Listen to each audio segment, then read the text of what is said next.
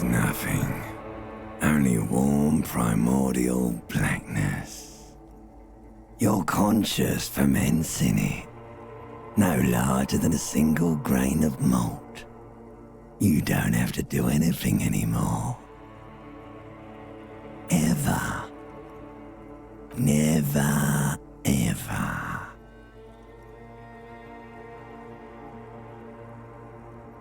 Never, ever, ever, baby. An inordinate amount of time passes. It is utterly void of struggle. No ex-wives are contained within it. Yes, it is. An awareness creeps up on you. A mass lies hidden in your dead angle, soaking in some lurid acidic sauce. It's bloated and shameful, a ball of meat surrounding you. This is a terrible line of questioning, and it will only lead to more awareness of the meat thing. There. No ball of meat. No light in the formless nothing. Just night swimming. Coming right up, sir. Smooth passage.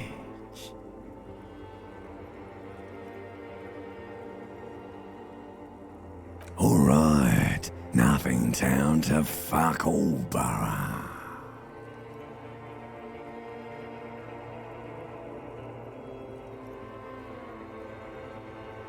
Not you.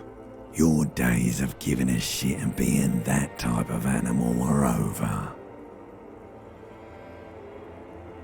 The song of death is sweet and endless. But what is this? Somewhere in the soul, bloated man meet around you. A sensation. Like a fly to the ointment, your conscience sticks to it. The limbed and headed machine of pain and undignified suffering is firing up again. It wants to walk the desert, hurting, longing, dancing to disco music. You can take it. You're a champion.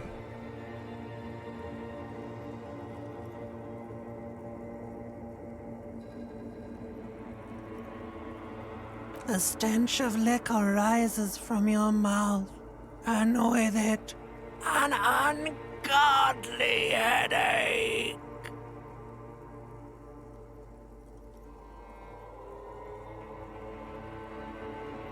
A fiery streak penetrates your skull, trying to force your eyes open. It's a sound, a clarion call from hell.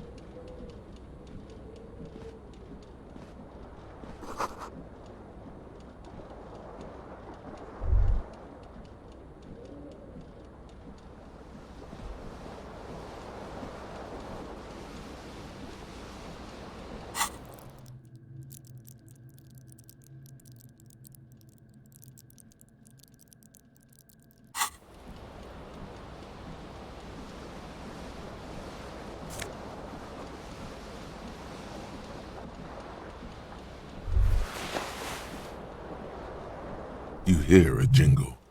Keys are clinking in the pocket of your flare-cut pants. It says, whirling in rags, on the aluminium keyring. There is a single key on the ring. The number 1 is etched on it. It should open the door.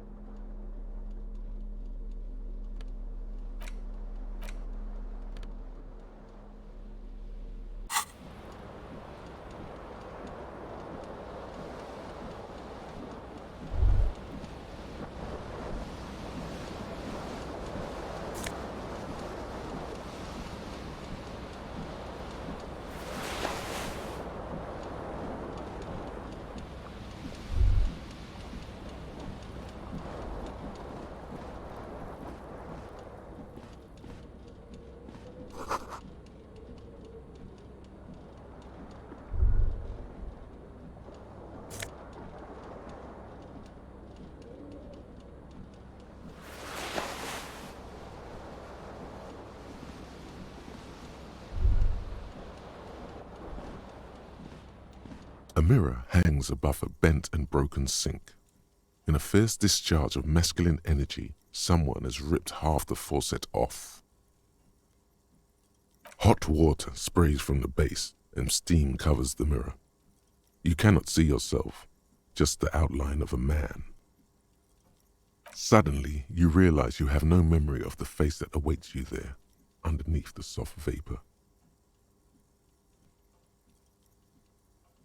Really, all recollection of the person you are, the people in your life, and even the world you're in has drowned in a sea of blood alcohol.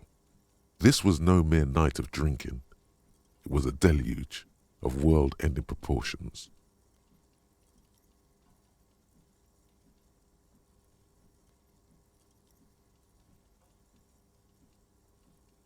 As you slowly reach your hand towards the surface of the mirror. Abort. You clearly have not thought this through. You won't like what you see there, and you will never unbecome it.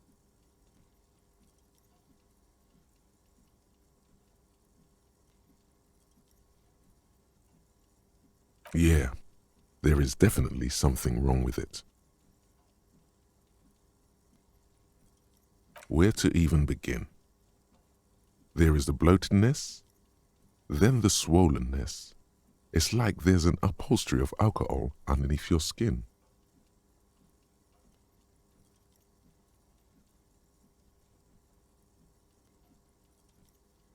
It's not. It's swollen and snail-like, wriggling between your fingers. Behold.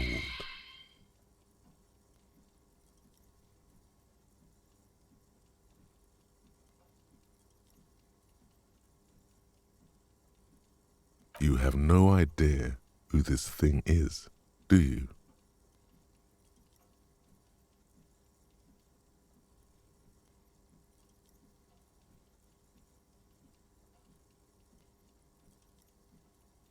Too late. You clearly have rigor mortis on your face. Or wait, is that an expression? Are you trying to make an expression with that face? Why?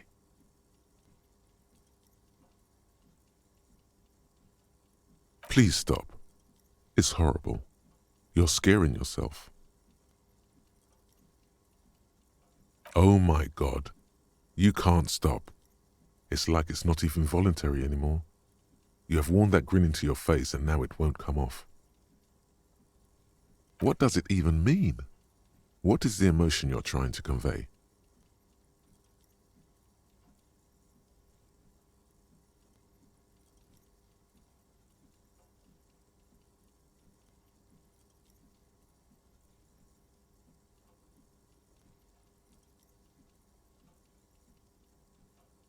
You should check yourself for a pulse, superstar. From here it looks like a cadaverous spasm.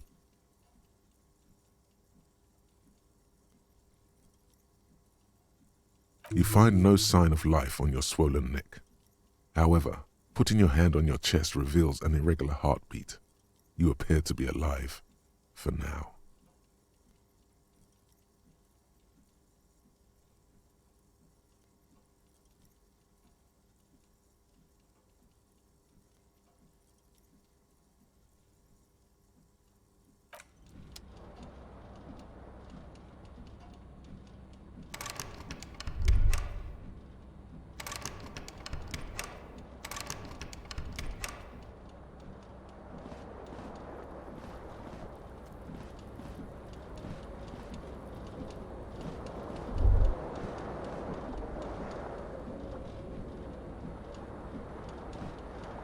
This fan has two chain pull switches. One ends in a tiny fan, the other in a light bulb. A truly horrific necktie has somehow attached itself to one of the blades. Or has it been consigned there as punishment? You feel as though this creature is your friend and wants to reattach itself to your neck so that you may continue your adventures together in this strange world.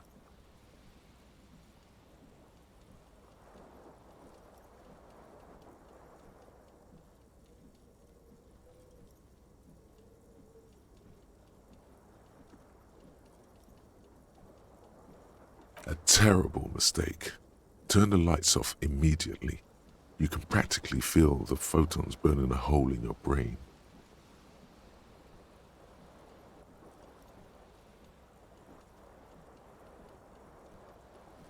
Your eyes burn with photosensitivity. It's not good.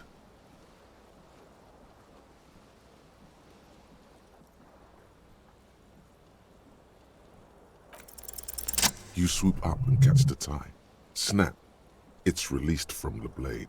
Warning, warning, the necktie is no longer contained.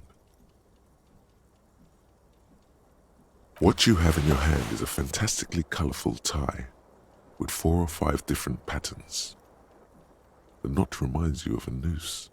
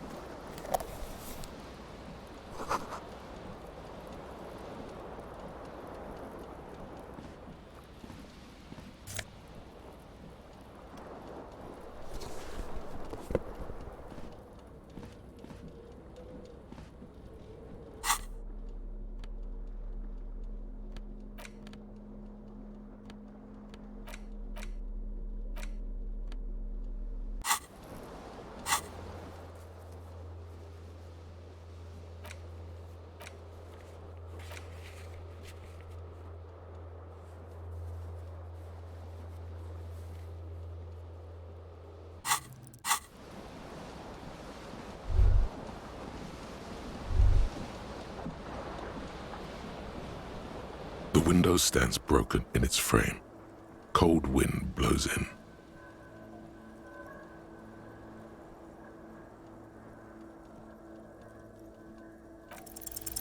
The shards face outward.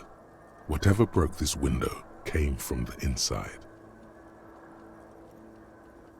A fine web of scarring covers the back of your right hand, but none of it is recent.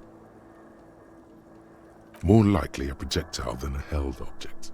There are no fragments on the floor from pulling a tool back in after impact. It is too large for a bullet, yet too small for a piece of furniture. You're looking for something heavy and larger than your fist. The single green shoe you found fits the hole almost as well as your foot. It would have also been heavy enough if thrown with force. Congratulations, you smashed the window with your own shoe. Now you only have one.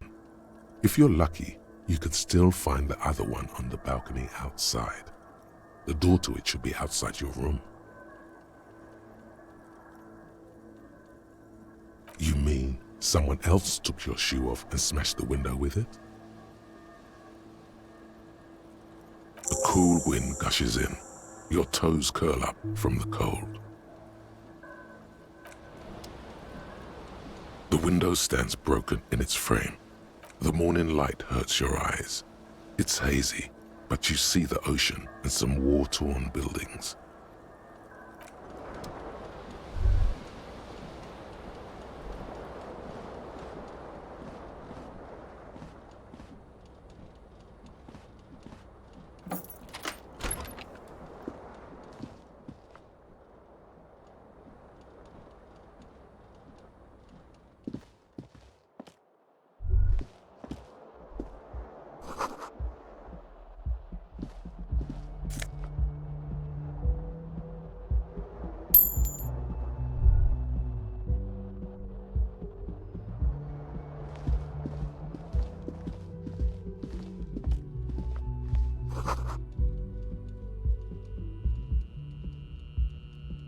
Hello, officer.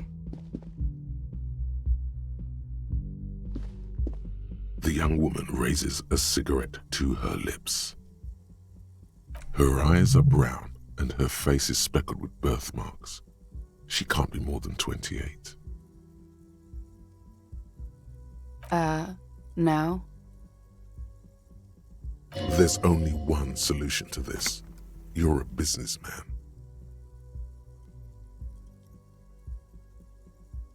The young woman shakes her head slowly. Officer, could be an artistic statement. You're already prone to those.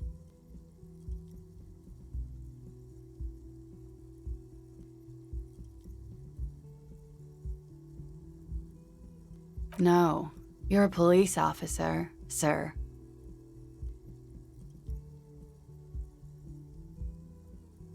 I'm not. Unless you've been shitting us all this time. You've been here for 3 days. On official police business, no less. I couldn't say. In truth, so far, mostly drinking.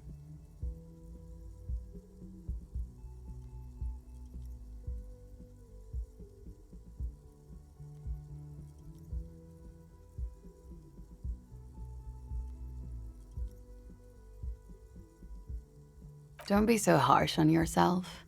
They let almost anyone be a police officer. A glib remark. Don't let it stand. Assert yourself.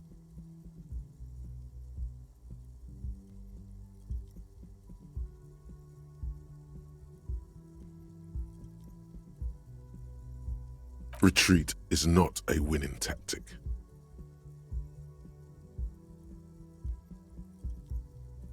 Could it be because of the drinking?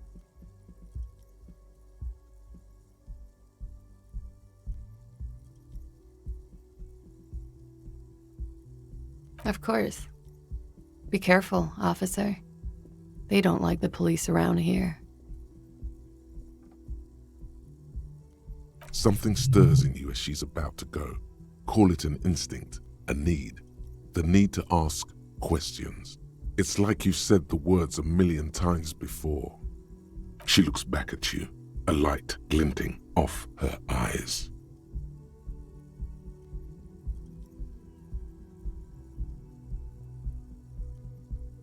Yes.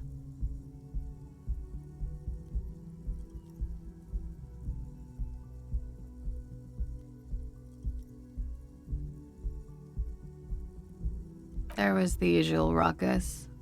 Loud disco music. I couldn't say. It's impossible to hear people speaking from over here.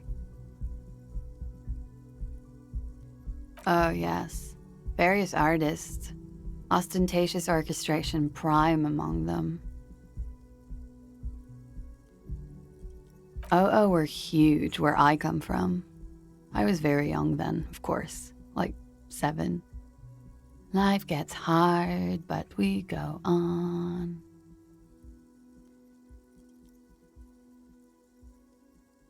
It would appear so. At around 2 o'clock, the disco stopped and there was a change of pace. A slow, sad song started playing, like organ music on repeat. That went on for quite a while. Some of the time, you were yelling along to it.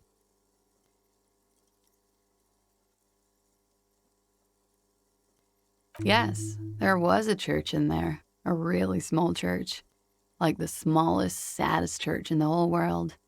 It was about that. And also, that it doesn't matter anymore and that we're alone now.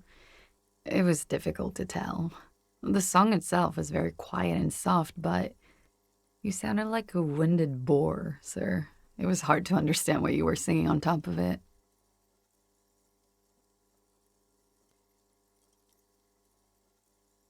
Yes, it was very cool. Then you started screaming and trashed the place.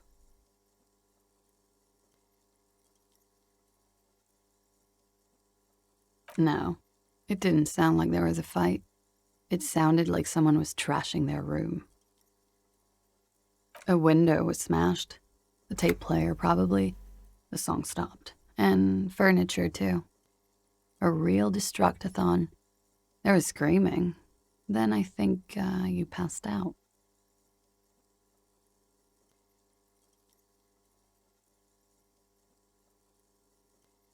There was. I think you screamed that you didn't want to be this type of animal anymore. I may have misheard, but it was sort of memorable. I went out afterwards.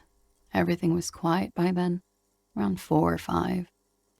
And that was it.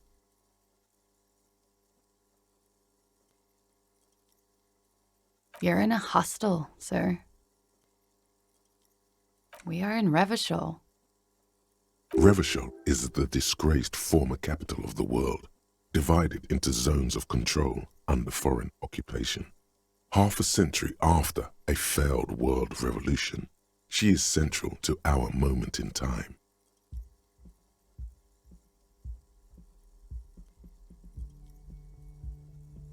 You sure look like you're from Revachol. Revachol parties. The dock workers are pretty cocky. They think they're police enough.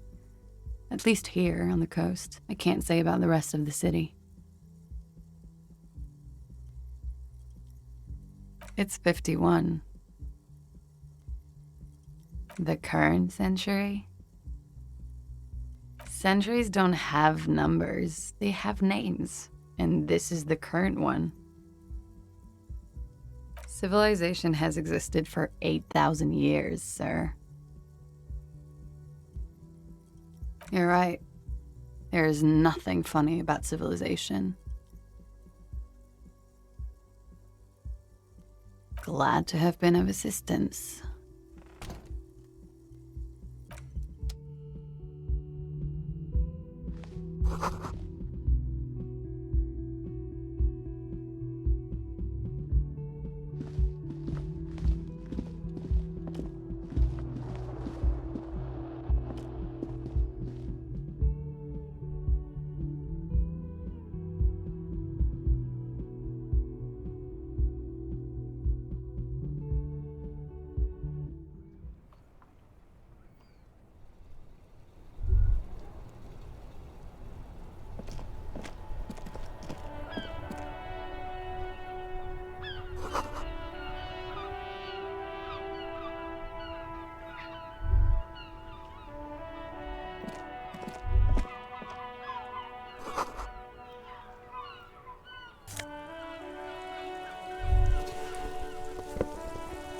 There they both are, two identical shoes, both copiously green and indiscriminately snakeskin, reunited on your feet, like two baby crocodiles.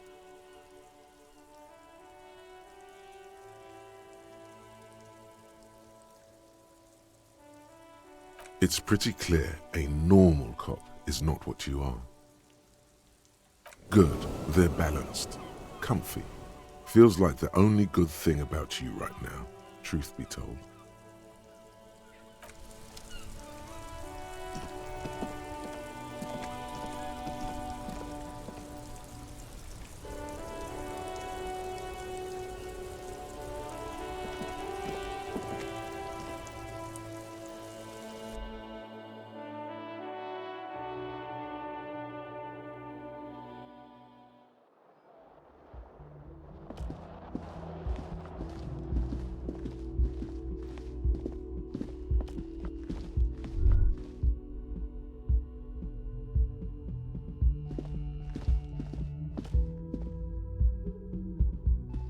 The door is closed.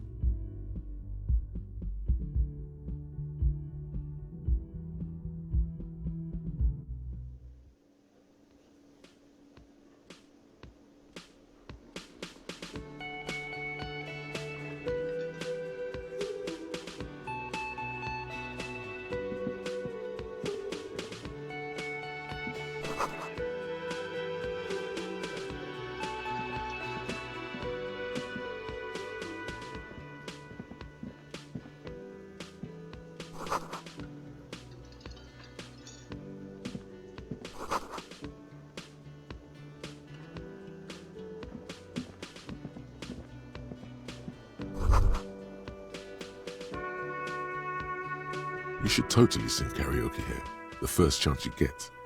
Your emotions need to be expressed. People need to know your vast, oceanic soul.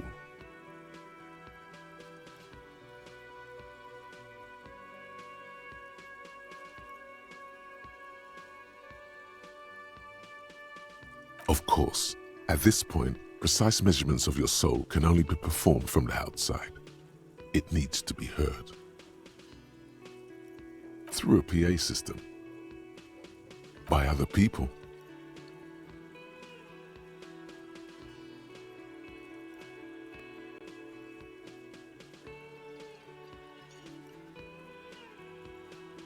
Who is mistakenly identified as a cop for his prominent jawline? Yes, sounds likely. You should probably go on stage and pose for a moment when you're done with this thought. See if it works. You should sing the sad small church song from that tape you found. Thought it was obvious.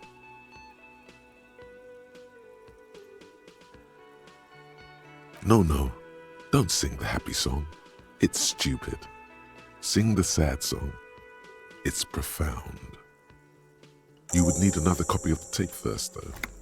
The one upstairs is destroyed.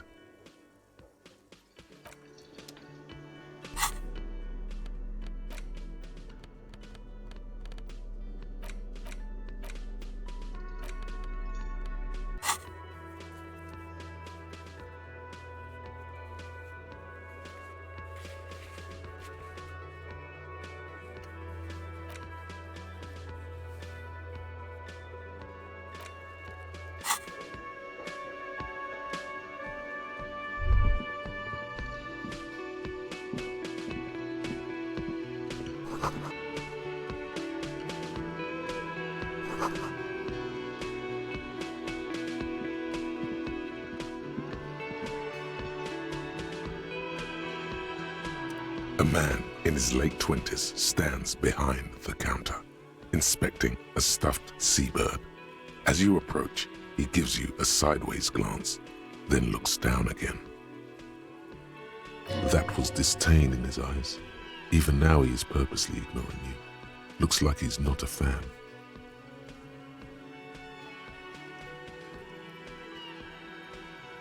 No, I'm not the bartender. I'm the cafeteria manager. He's very animated all of a sudden. This seems like a touchy subject. That period of my life is over. Not everyone who stands behind a counter is a bartender, okay? I'm the cafeteria manager.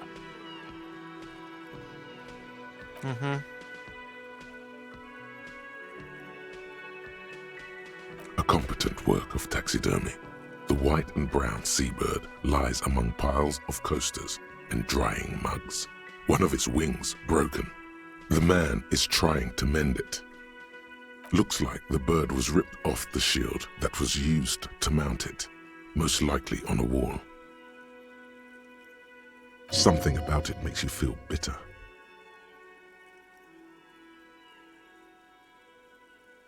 Look, your buddy is over there.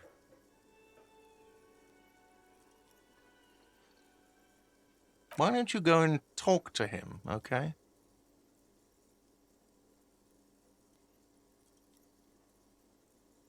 He pretends not to hear you, concentrating on the bird instead. Oh no, you're a hero. A real hero cop. Could the massive property damage upstairs have anything to do with this? Yes, you are. A real decorated hero. What did you not do? First you took the body down, then you solved the murder, then you didn't trash my hostel room. Maybe you even negotiated the strike.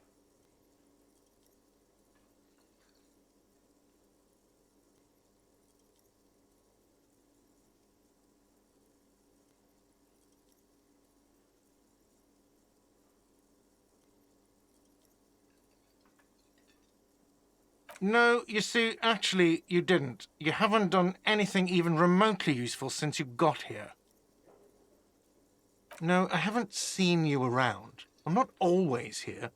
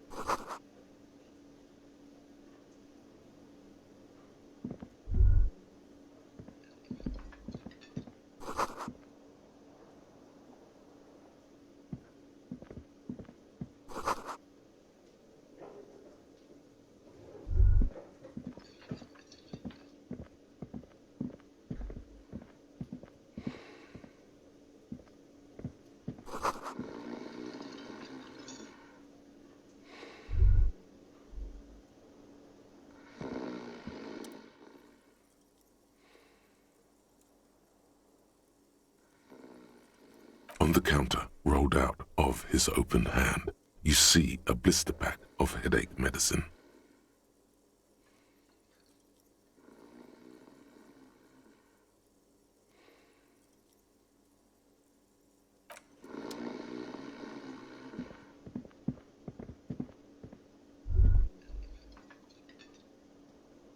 Hello, sweetie. You shouldn't keep your colleague waiting.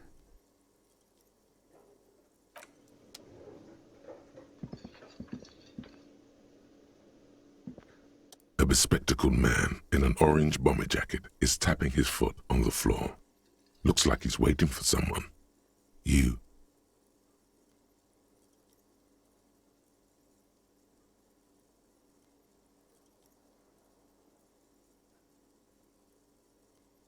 As you approach, he narrows his eyes and extends his hand in greeting. If an assault were launched on this building right now, if the windows came crashing down and the whole world descended upon you, this man would hurl himself in death's way to save you. You are sure of this, but why?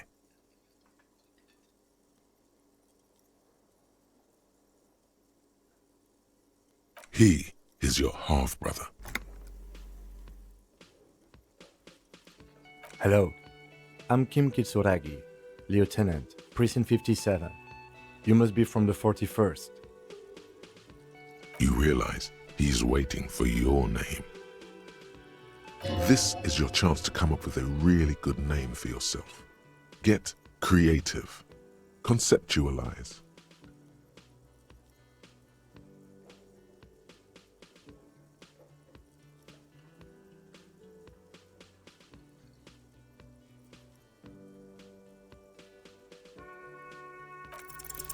Raphael Ambrosius Cousteau.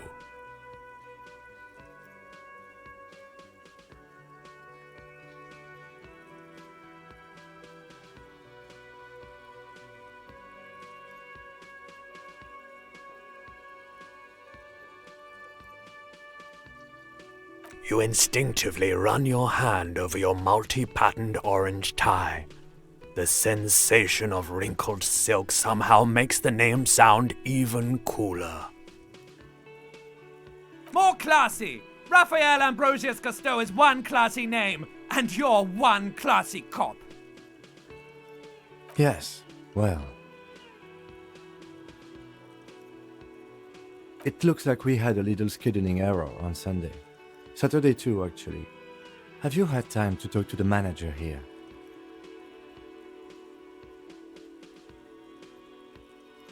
If you don't mind, we should talk to him again. Ask him for a rundown of the area. Now that I'm here as well. I understand the scene is out back, right? It also wouldn't hurt to assure him the police are finally here. In full force, I mean. Have you mapped out the initial interviews?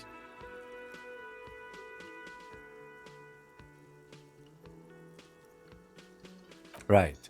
And the interviews?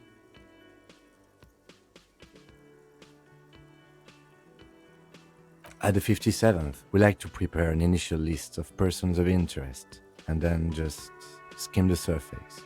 Prepare the field, get to know the players. You don't do that? Maybe it's not an inter-district practice. Okay, we'll have time for that after we take a look at the coroner's case. Have you removed the dead body from the tree?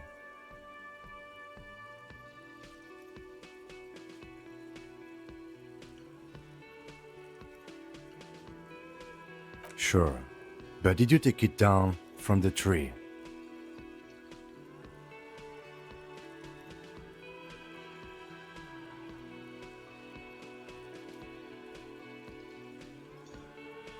So, the body is still in the tree. This is the first time you detect a weariness in the lieutenant's voice. It is obvious he would have preferred for the body to no longer be in the tree. Where it has been hanging for 7 days straight. We should go there as soon as we are done talking to the owner.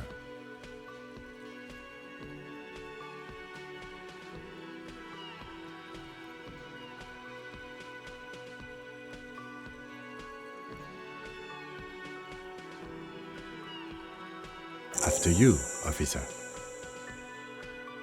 If you're about to embark on an investigation, shouldn't you have a badge? You mean you don't have a badge?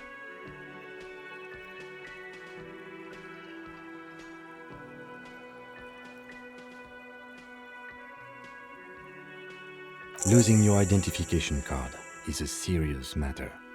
My vehicle has a shortwave. You can use it to report your badge missing. I advise you to try to locate it as quickly as possible, but getting the body down should still take precedence.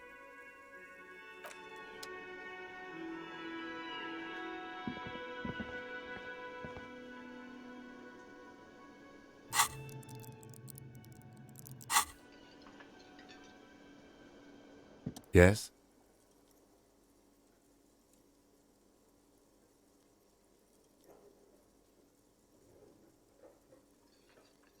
Excuse me?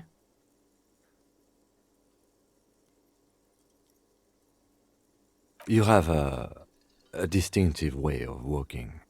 If I were to walk in front of you, we would surely collide. I hope you don't take this the wrong way. It's just a collegial observation. In the 57th, we call it the Jamrock Shuffle.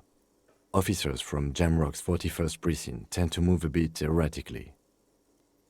They say it's a scene-clearing technique developed by one of your lieutenants for gathering evidence. It's erratic, yet thorough. Prioritizes containers.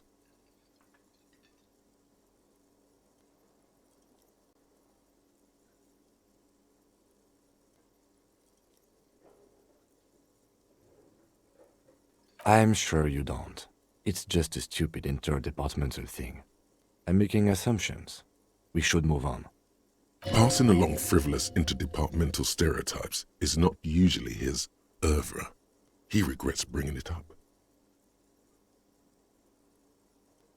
What do you want to know?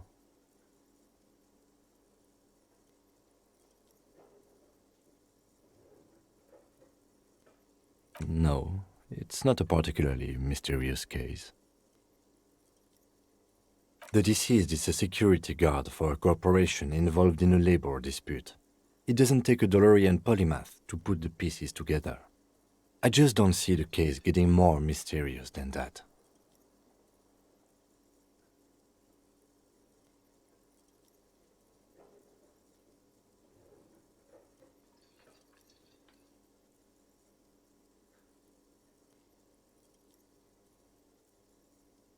I can assure nothing like that will happen. Do you know why not?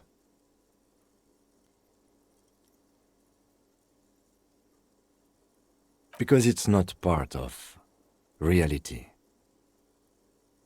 The gesture resembles an orchestra conductor bringing the choir to a full stop. So desperately mundane. You need to funk this case up. There's something the lieutenant isn't seeing. The universe is too irrational, too morally complex. You should convince him. I'm afraid you and I are pawns in a pissing competition. His disdain is clear. This man would not use such an expression otherwise. You don't know? I assumed you were in on it.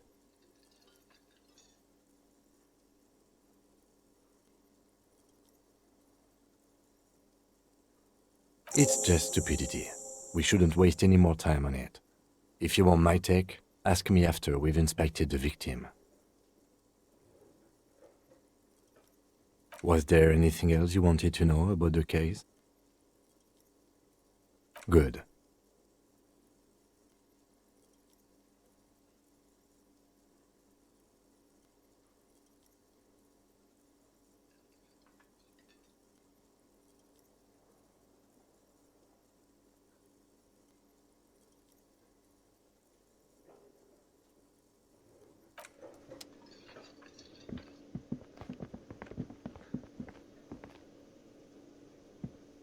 Yes?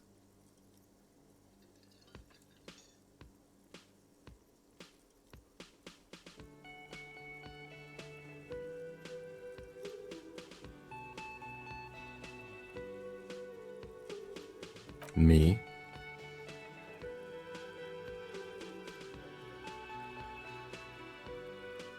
I don't see how my life is pertinent to the investigation.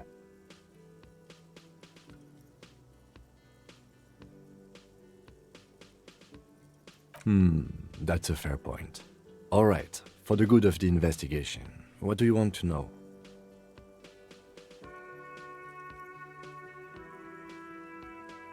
What do you mean? I have no idea what you're talking about. The lieutenant's conceptualization skills must be rather rudimentary. The lieutenant is a police officer of the old school. His concerns are material and extrinsic. But this isn't an old school case.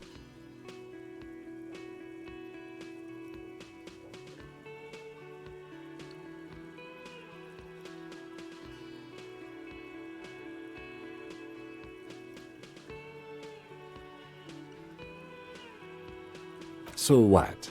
That makes you the new school? God spare us. For real detective work, nothing beats a good notebook by your side. The lieutenant produces his small blue notebook and idly thumbs through a few pages. That's where his conversations with himself take place. We all have our different mediums. His is written.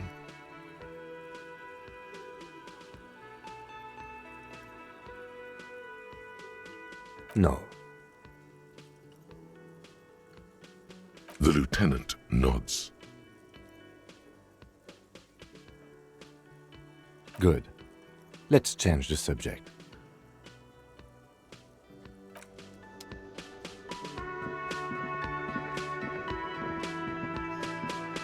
The man with the unimpressive beard notices you approaching.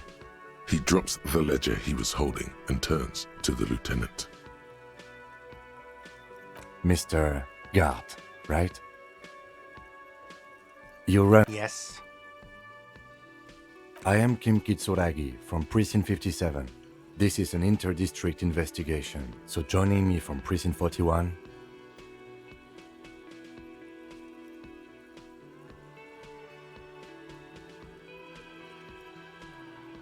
Right. Now, I know it took us a while to arrive at the scene. It also took you a while to call us and report the dead body. It was you who placed the call, yes? No, I only just got here. It was probably Sylvie who called you. She usually works the bar here. I'm only temporarily taking over her duties. Do you have her number? As a matter of fact, I do.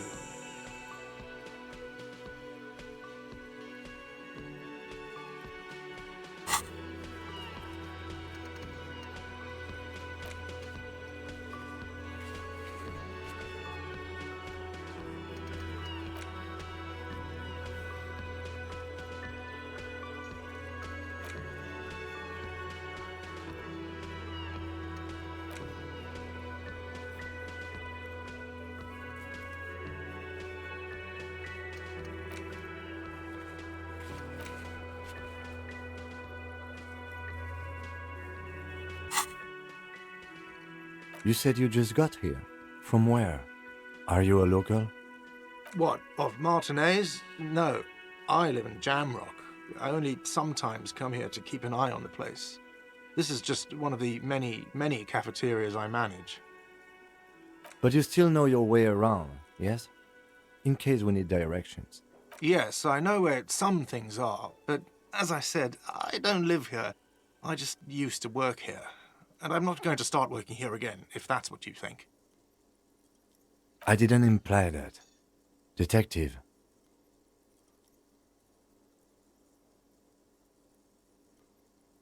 Yes, Detective Cousteau. I have everything. You? Yes, yes, he means, do you have questions for me, like a police officer would? I don't know who killed him. I'm not the police. That's your job. What are you, crazy? Of course I didn't kill him. Behind this building, there's a courtyard. They hoisted him up on a tree there. That's easy. See that door there? First you exit through that. Then, to your right, you should see a big hole in the fence. A really big one. You can get to the courtyard through there. No need for the keys. The hole is big enough for the Franco-Nigerian cavalry to fit through. Does he want you to feel guilty of making that hole? It's implied in his voice. She went away because none of your business. Extra fine. She went away because none of you... Extra fine. Let's go. Not so fast. You owe me 130 real. No one is saying the multi-pattern necktie you found tied to the ceiling fan can talk. No one. It must be merely imagination. But... Let's bail! Time to push the eject button! Sounds like a responsibility! You don't like those!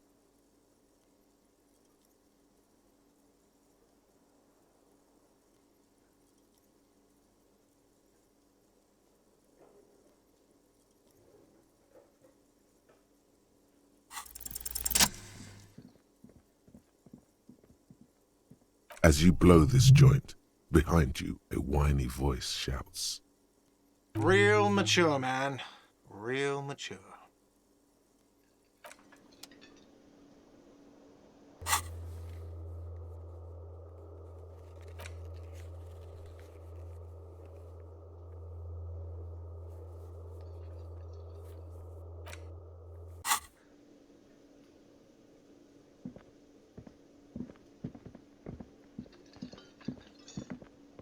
Hello again, sweetie. I see you've met up with your colleague. The lieutenant nods politely. Wait, who's Sweetie?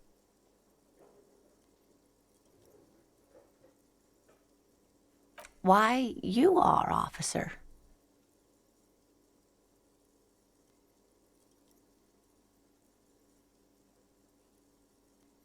And have you found anyone to be sweet to?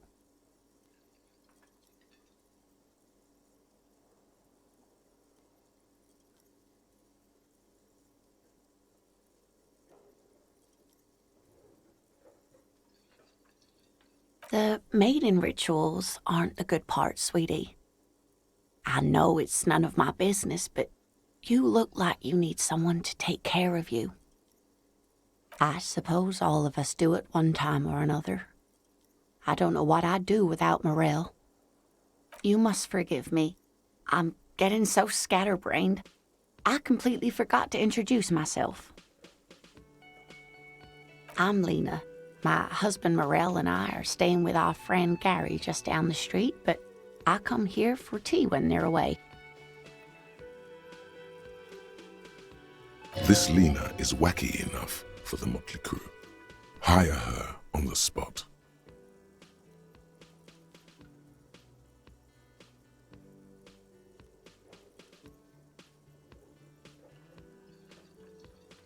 Whatever do you mean?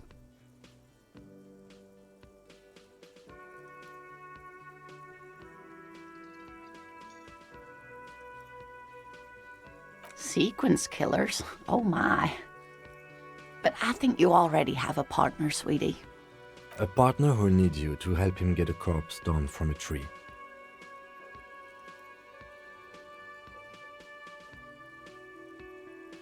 I can assure you with absolute certainty, there are no sequence killings taking place in Martinez.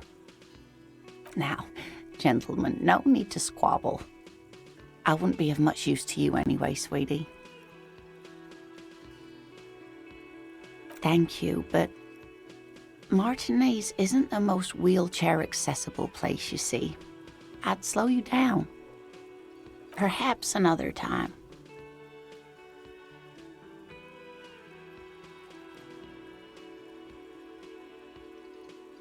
Of course, dear. Good luck with your case.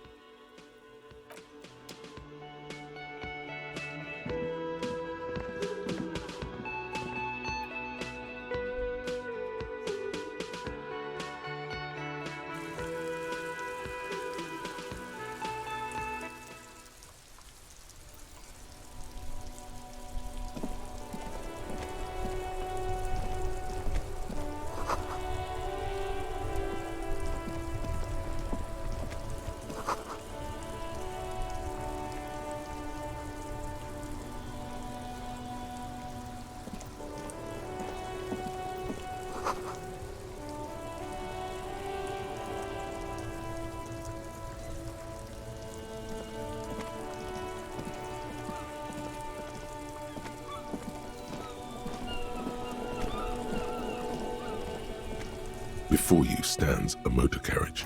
The bodywork is covered in blue and white livery, bearing the number 57. Vapor emanates from the large engine on the back of the vehicle. It hasn't had time to cool off yet. This must be the infernal machine that tore you from oblivion. In the cabin, you are welcomed by a set of steering levers, a radio microphone on a hook, a pull-out toolbox under the seat, and the soft glow of the fuel preheater gauge.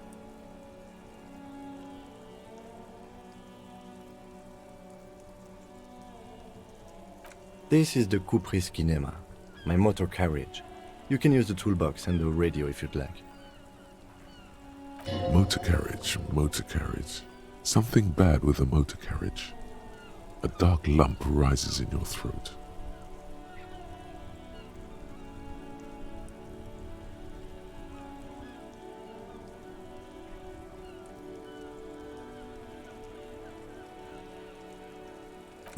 Nothing.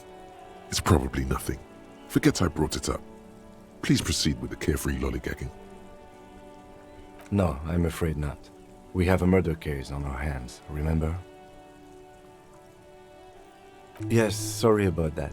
The Kupris Kinema does have a rather distinctive engine sound. He says it with very badly concealed pride. The Kupris motorcar does provide most of our patrol vehicles, yes.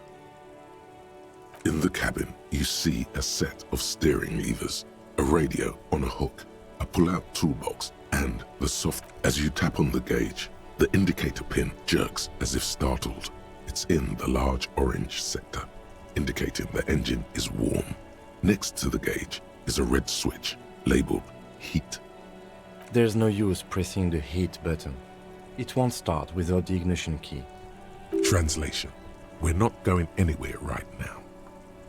Alternative translation. Don't even think you can drive my MC.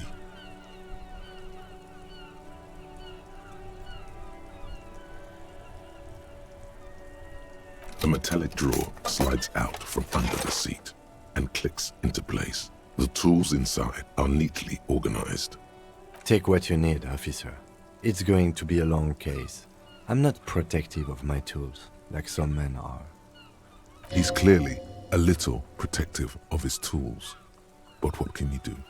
Work is work. The pry bar feels nice and cold in your hand. heavier than you'd think. Useful for opening all sorts of doors and lids. The handles are long and sleek. Snap, snap, go the cutters in your hand. It's robust, weatherproof, and well-made. Police issue, blue. Lets you see things in the dark you would otherwise miss. The pull-out toolbox slides back into its nest. Preheater gauge casts a warm glow on the steering levers.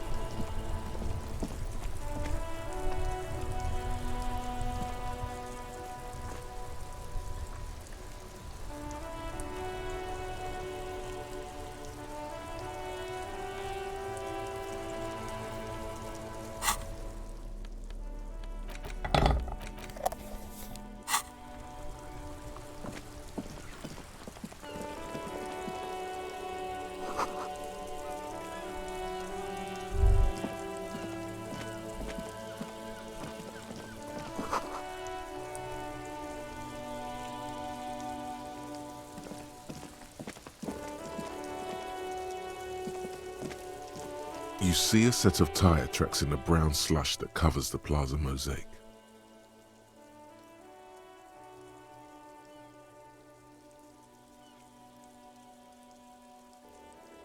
Cop habit. You look at everything. This isn't case-related, you think. Hard to say. Your vision is blurred and you're having difficulty concentrating thanks to your relentless hangover.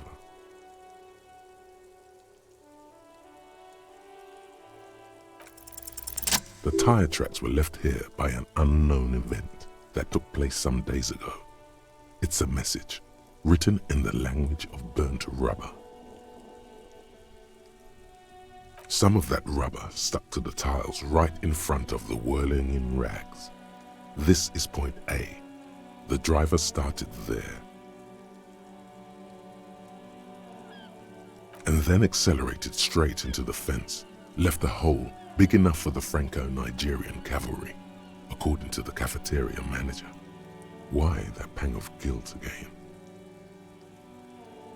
The hole in this fence doesn't look that huge.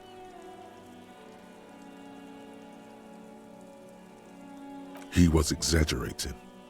People blame cops for everything that goes wrong in the world. This has nothing to do with you.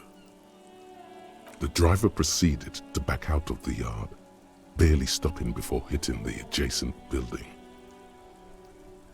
Before heading south, must have been in a hurry.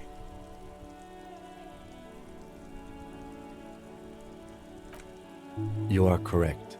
This is a rather motor carriage-friendly city. Somehow that makes you feel scared. You don't know why. I'm not sure.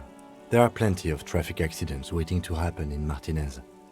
With the jam right here on the roundabout, I would keep them separate. You could follow the track south. There seems to be a canal there. See where they went, if you find the time.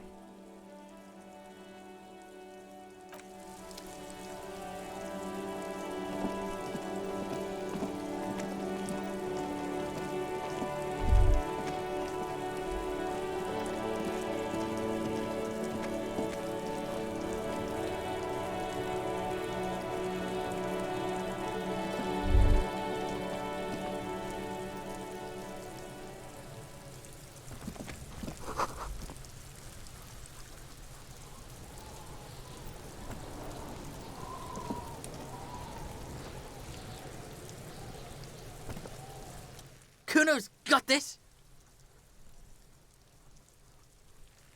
If there ever was such a thing as an ugly kid, then this is it. He's almost exquisite in his ugliness, like a gremlin. Oh yeah, nappa comfy, Kuno!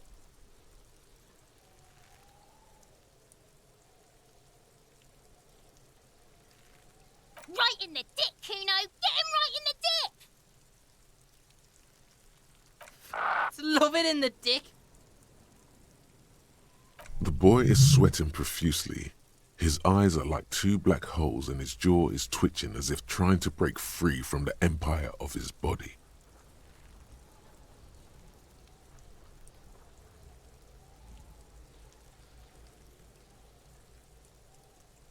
Fuck that! Kuno, yeah! Right in the mouthhole! They pay you no heed or pretend not to notice you. Shits himself. The rake, Kuno! You should throw the rake at him, Kuno! The fuck does Kuno know what a rake is? Kuno's not a gardener.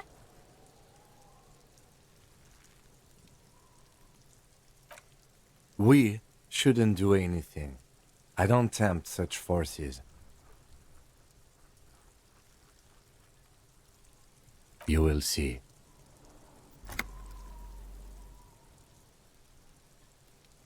Alright, entertain the Kuno. Show me what you got. What you got there? What you got, huh? Show me what you got. Shitload pig. What's your question? Don't tell the pig shit, Kuno!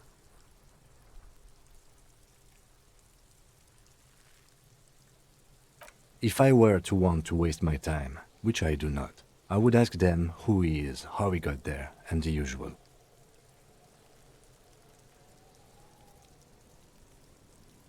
Kuno's fuck imp. Kuno uses the fuck imp for target practice. Probably climbed. Kuno was busy down the road when that shit went down. You heard Kuno. Kuno wasn't even in Martinez.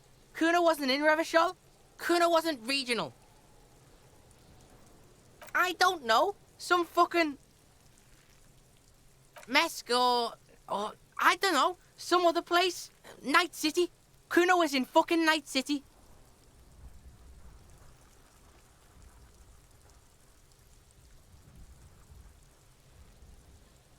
Kuno gives this info out on a need-to-know basis, and you don't need to know. Kuno didn't smoke the gimp, if that's what you meant.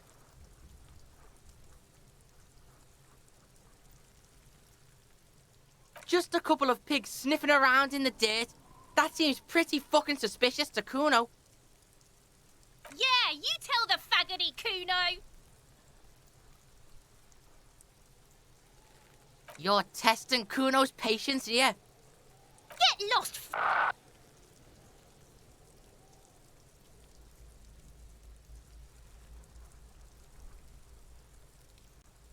Right, pig. This is where Kuno plays with his little wooden choo-choo. What do you want with it? Yeah, whatever. Kuno doesn't give a shit.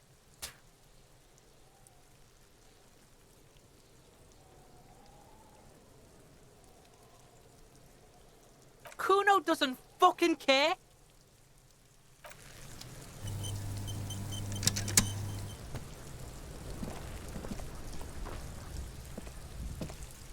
The corpse looks at you with bulging white eyes. The face around them does not look human. It's swollen and ready to burst.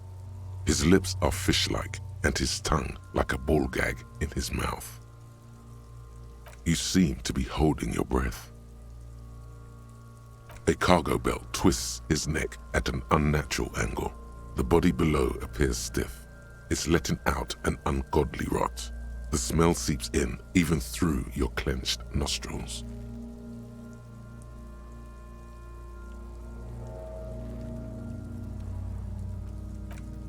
Active decay. It's okay to throw up, officer. No one is judging.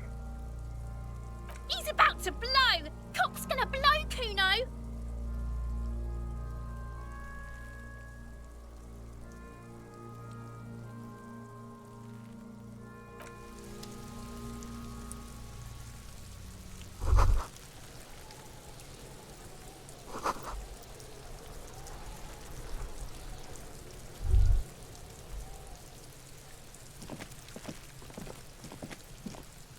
There are several footprints in the mud, left by work boots. Anywhere from 6 to 12 pairs have walked here. Heavy workers' boots with reinforced toes and hobnails all over the yard. Isn't this something an industrial worker would wear? Noted.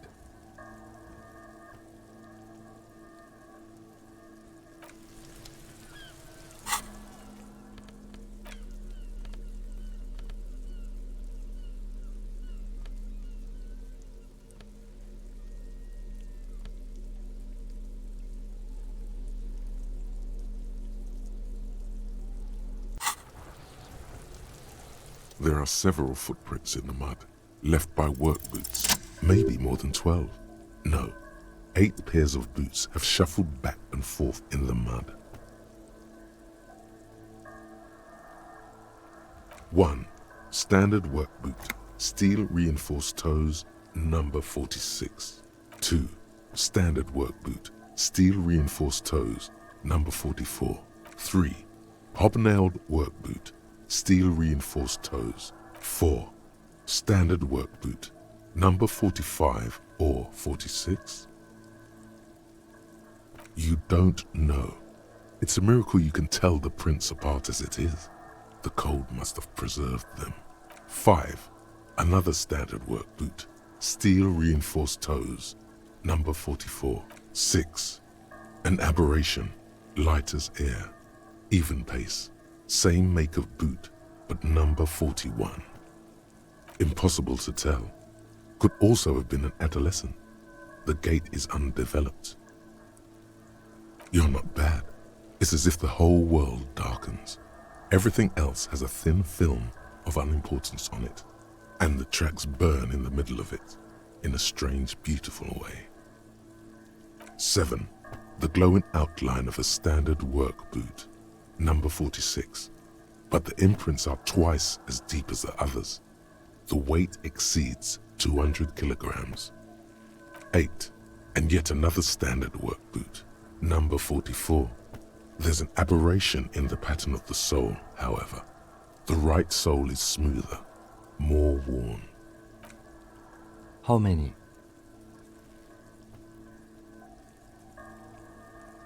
I was pretty off then. I counted 20.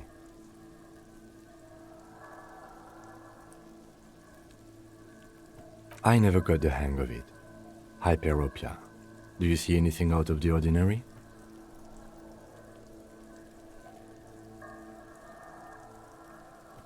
A woman or a kid?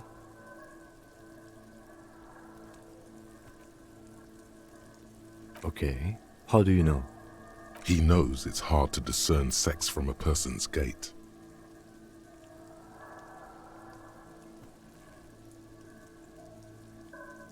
That's okay. Go on. 200? Could it be the combined weight of 2 people, one carrying the other who's tied up? Let's say a heavily built worker carrying a similarly built, soon-to-be-dead man. He might be right. 200 kilograms of living weight is unlikely.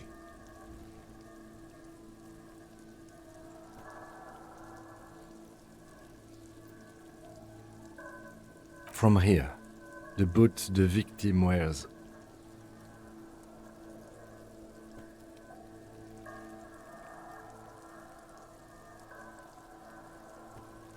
It's bad, very bad. Before you can heave, the wind changes direction again, the greenhouse plastic flapping in its gusts. He appears to be wearing some kind of armored boots. I can't see any exotic prints here.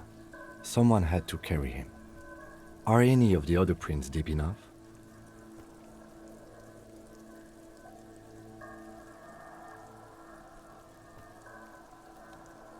Wind keeps changing. Are any of the prints deep enough in your opinion?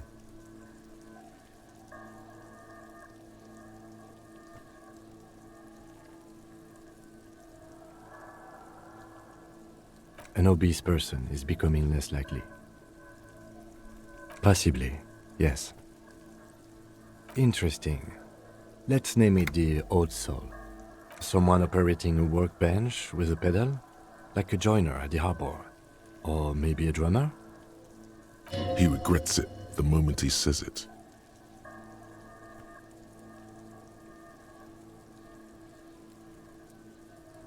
No, it's not. Forget I said it. We are not looking for a drummer. Perhaps it could be a driver. A driver would wear out their right shoe before the left. The accelerator is on the right. We should keep our eyes open around the traffic jam. See whether anyone strikes out as a potential suspect. Seems prudent, no?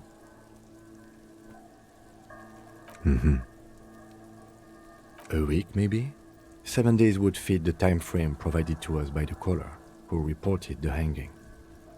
It is not impossible. I pulled last week's forecast for coastal Havashol. 7 days below freezing. The day before, the day of his hanging, was the last warm day. Correct again. Sub-zero temperatures would preserve the tracks in a good state.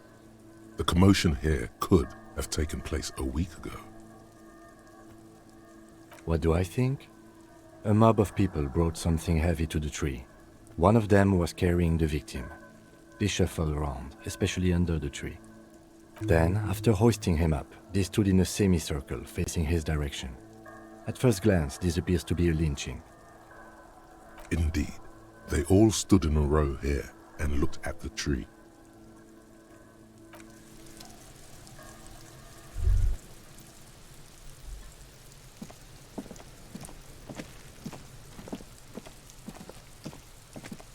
Kuno, the pig's getting pretty close to me. Come to snuff my shit out, I think. Looks like it's time for me to go, Kuno. Pig's come to take me in. I'm going away for a long, long time, Kuno. Going away for life. What's going on there? Fuck are you trying to pull, pig?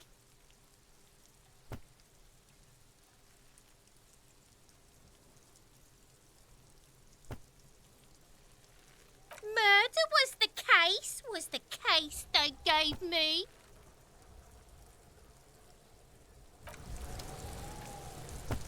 I'll die before I squeal, pig. What's this kid shit? Fucking mind games. I'd rather die than squeal. Get the fuck out of here, face. You got done. Talk to me.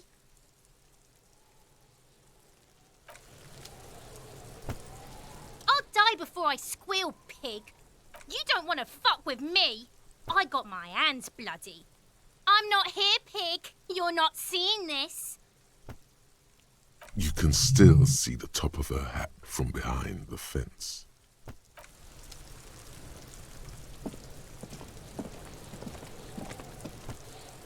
Fuck does Kuno care?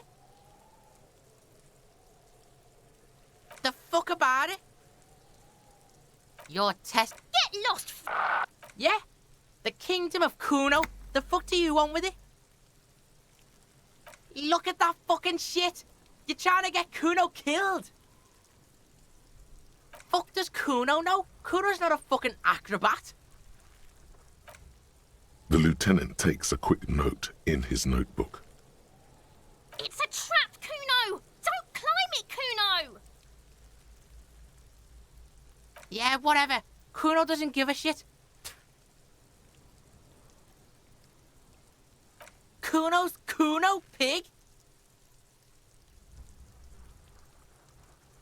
The fuck are you calling a third person? Kuno's the fucking first person? He looks slightly confused, but proud he came up with that retort.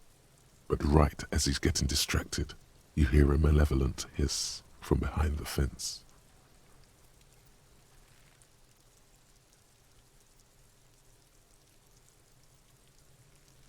Watch out, Kuno. He's trying to fiddle you. He's gonna put his hands on you.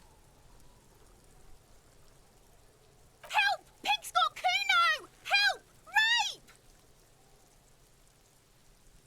Help! He's got the Kuno, help!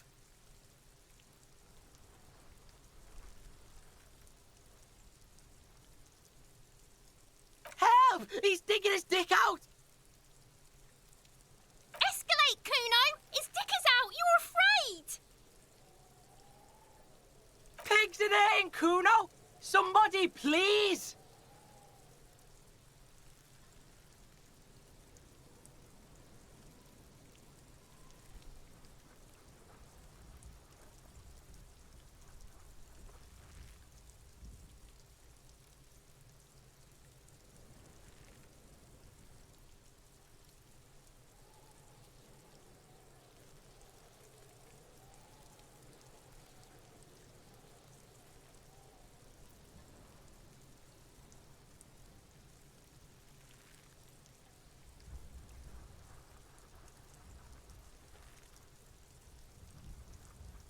No! Get off, Kuno, you sick fat fuck!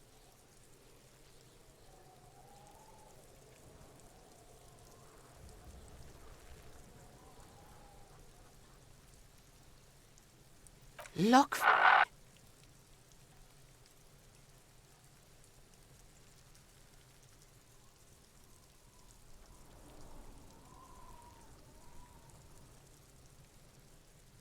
I know you wanted to hit me.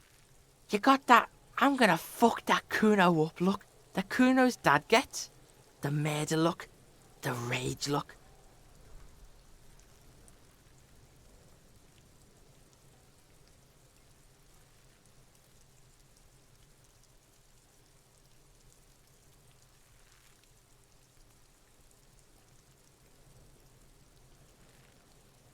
I can. Kuno can smell that violent shit. I know what you were thinking.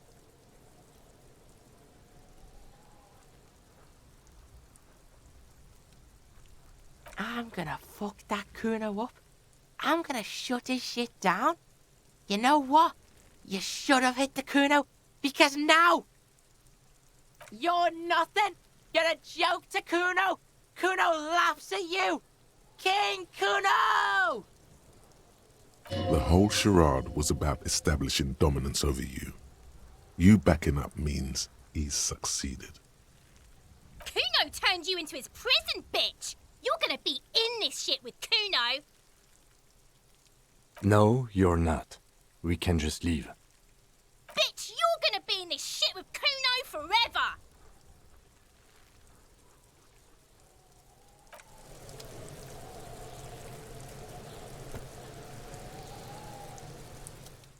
Fuck does Kuno care?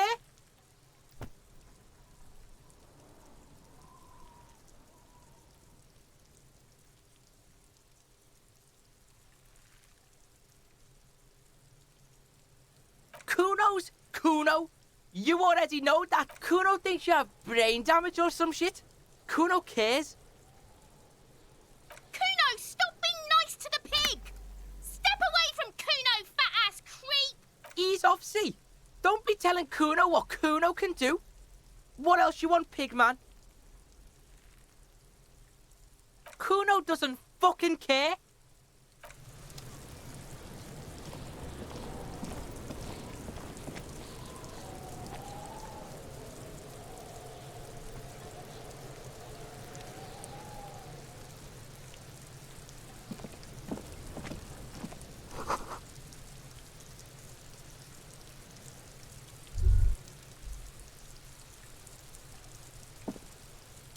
Yes?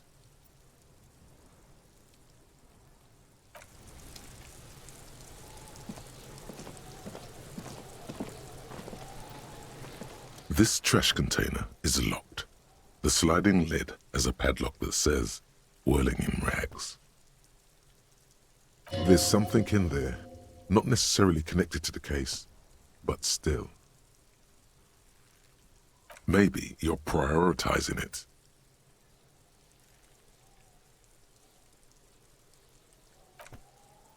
The lieutenant leans in to inspect the lock.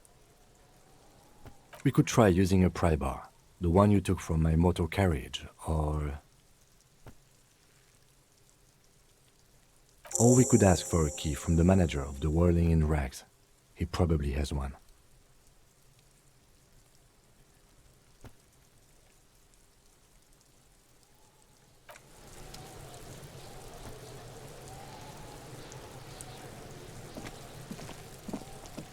I'll die before I squeal, pig!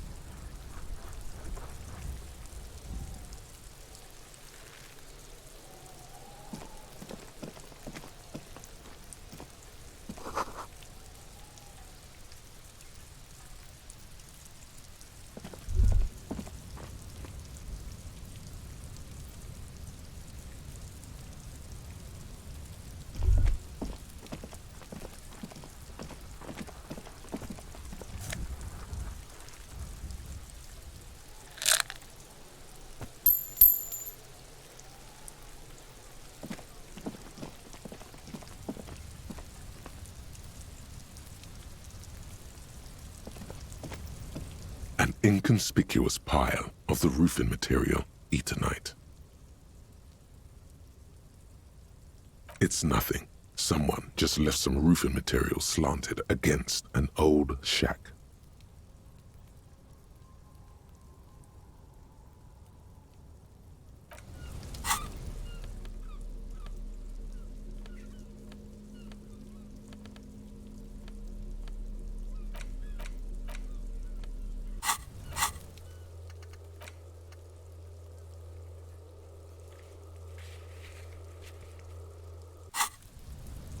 An inconspicuous pile of the roofing material because there's a secret door hidden behind the panels of Eternite. That's why they're too orderly. There it is. You see a shabby little door.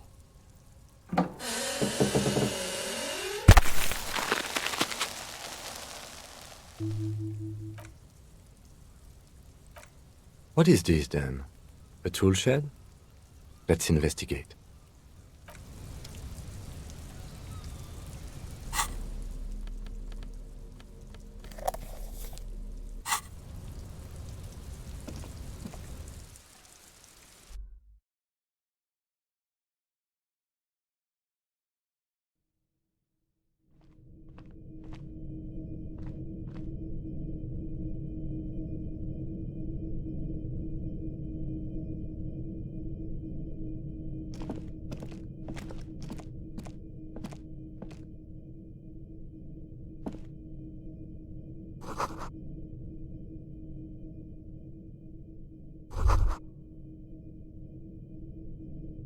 Be still, my beating heart.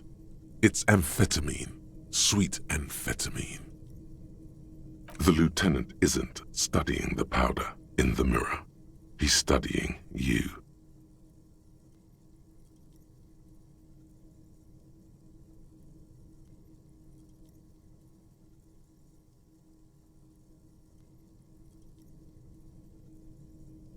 No, I'm just a regular detective, thank you very much.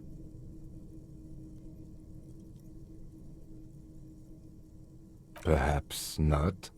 This is below our pay grade, detective. However,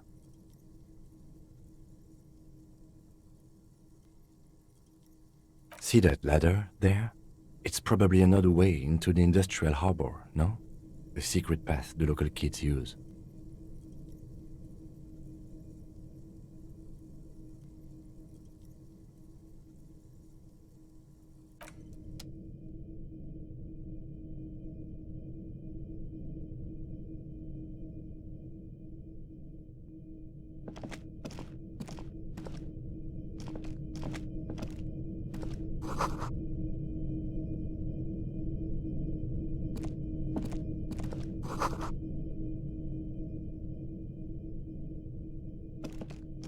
Yes?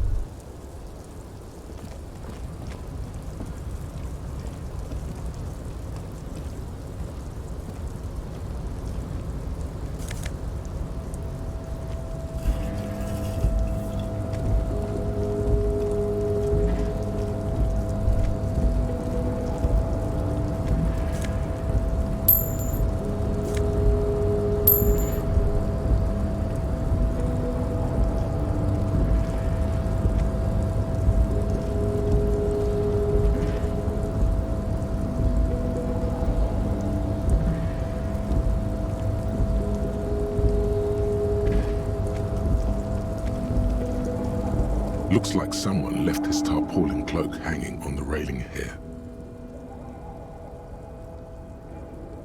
Yes, it's probably yours. It bears the RCM insignia, and you have a habit of being careless with your equipment. You could probably make the jump. You look like you've done some track and field in your day.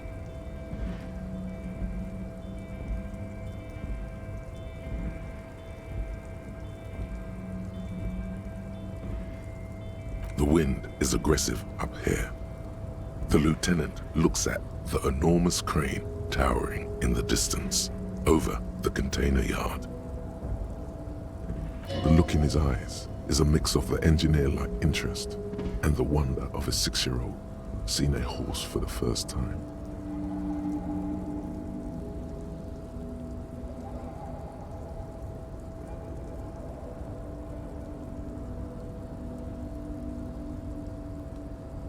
Yes, that's one way of putting it. It's certainly an impressive achievement of engineering. But I digress. We were focusing on your cloak here. The cloak? I do think it's yours, yes. As to whether you should go for it? Well, it doesn't seem too dangerous. 2 meter stops. Whenever you're ready to do it, I'll be right behind you. The cloak looks like a bag of goodies floating in the wind. Who knows what its pockets may hide?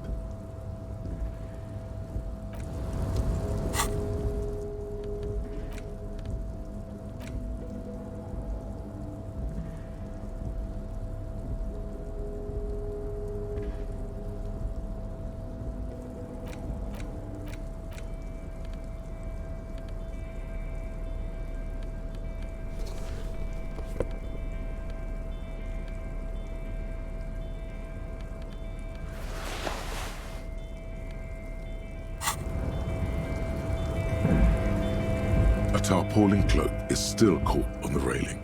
No one has claimed it for their own.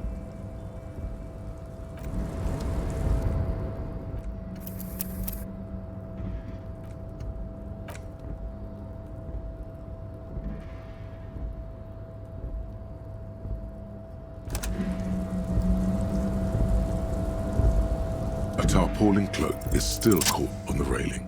No one has claimed it for their own. As you leap in the air, a chilly breeze engulfs you, sharpening your senses.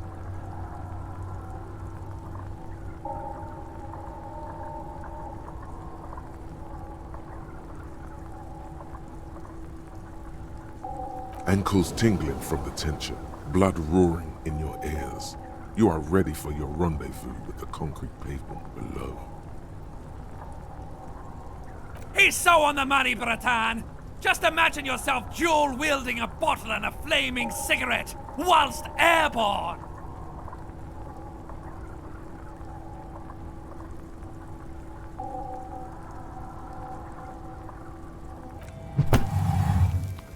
As the concrete floor welcomes you, you realize it's been a while since you felt so alive, alert, capable.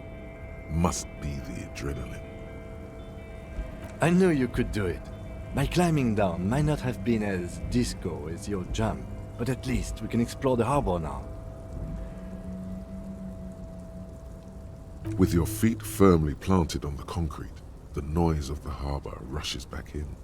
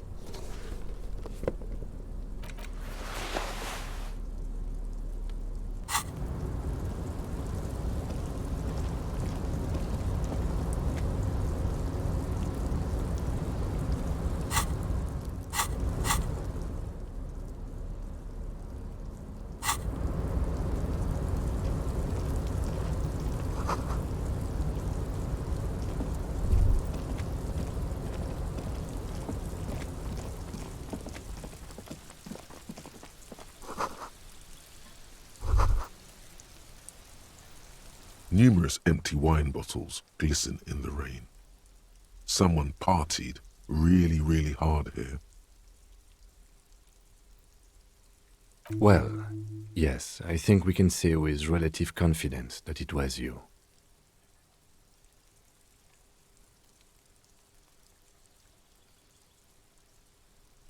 Yes, this looks pretty advanced, all right. For now, let's just move on.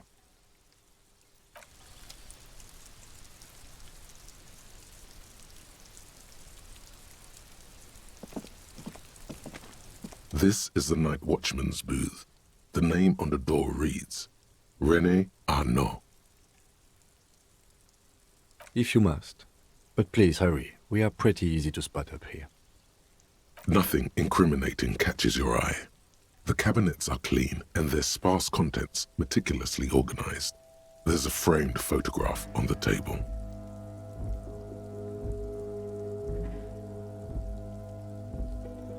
Let's get going.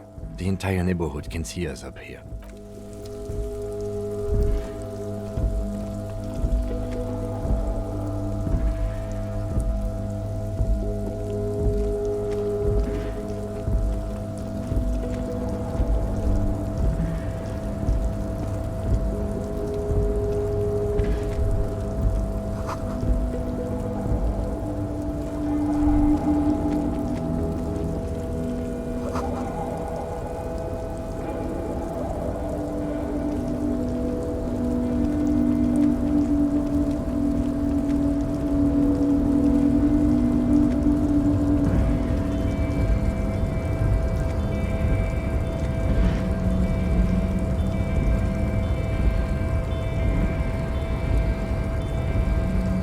Rusting control panel with several knobs. 2 buttons marked Marche and Arrête are faded with use. It seems to control the large crane above. A container is attached to its hook block. Allumer, on, éteindre, off.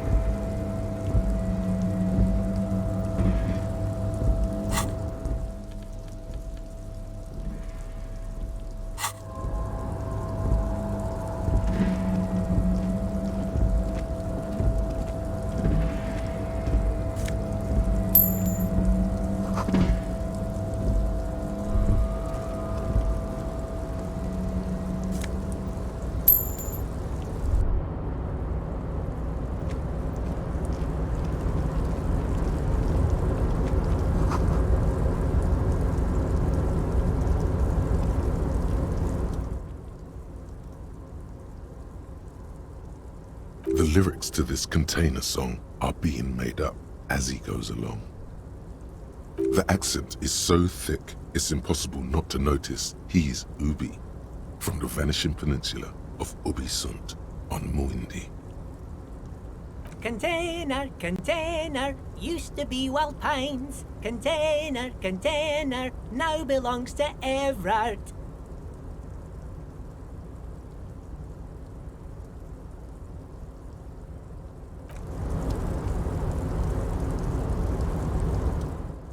The lyrics to the accent is so thick. Container, container, Everard, Everard, Everard, he looks after everyone.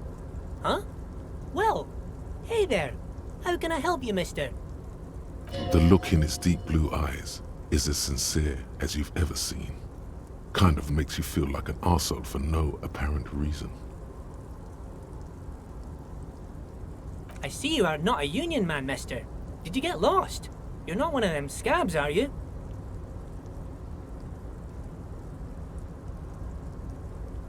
I mean, I don't personally mind. Folks is just folks, you know, and folks gotta eat.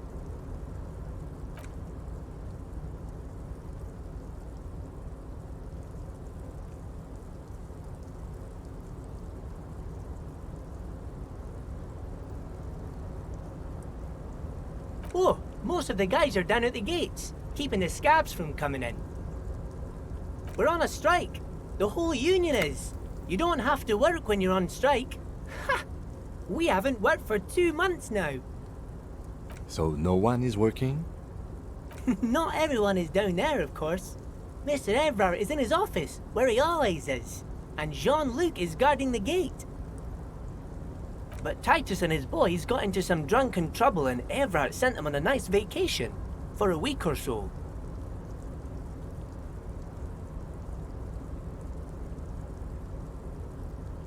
Oh, I'm not really supposed to talk about that. That's union business. Him and his boys stirred up something in town. Probably drank too much and got into a fight or something. I heard Mr. Everett telling them to take some time off.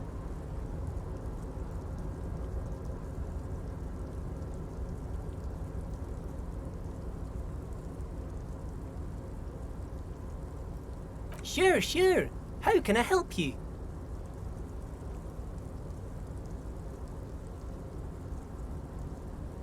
Oh, that one. That should be empty as far as I know. Lots of containers here have nothing in them. They're just waiting to be loaded up.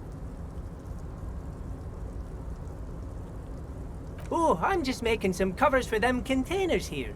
Yes, I am. Yes, I am. So it's easier for the crane operators to spot them.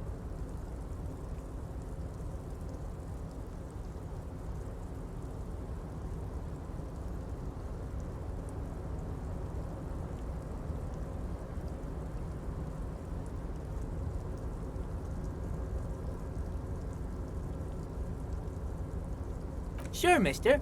About what? Yes, yes. Everybody needs a job, and this is mine. I'm Leonard, by the way. Leonard Bellick. But everyone calls me Leo. I'm like Mr. Everett's right-hand man when Mr. Edgar is out of town, and Mr. Edgar's right-hand man when Mr. Everett is away. Actually, Miss Beaufort is the right-hand man, but she's a lady. Who is this, Miss Beaufort? A real pretty lady with a skin like those Douai Sucre candy bars my missus likes so much. Them are real nice to suckle on once the dinner is done and me and the missus sit down beside the radio. But I can't listen to the radio all the time. There's so much to do around here and I'm always busy keeping things running here. Yes I am, yes I am. Stay on this Miss Beaufort topic.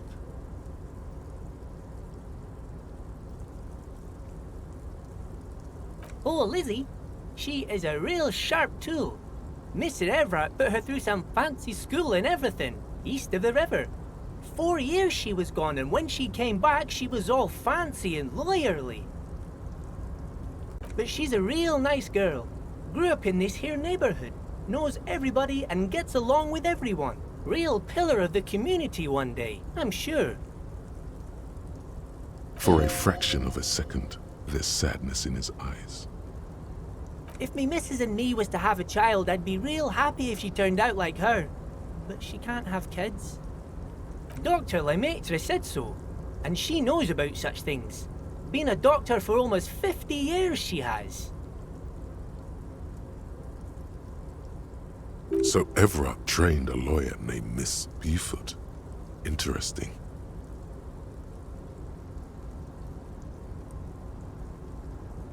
Yes, this place really seems to run like clockwork. Keep it up, Leo. Well, thanks a lot. Coming from you, it means a lot, really. Sometimes I feel some of the guys don't really get how much I bust my ass for them here. But you guys are alright. The white rectangle on your clothes might not mean an awful lot in Martinez, but the recognition from an authority figure made Leo's day.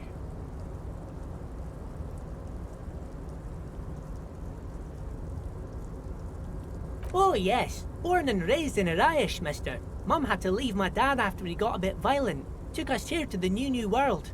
I was about 10 then. Too old to lose my accent then. People say us Ubis are up to all sorts of trouble with sheep and other animals and whatnot.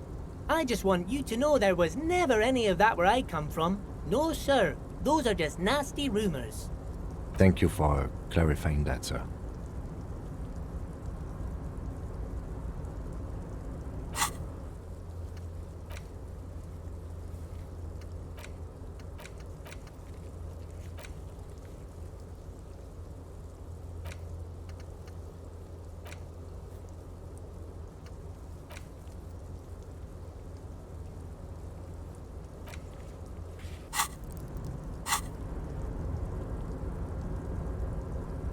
Oh, you want Mr. Everett then? He's an awfully nice fellow, he is. Him and his brother are both nice fellows. They've lived their entire lives in this here neighborhood.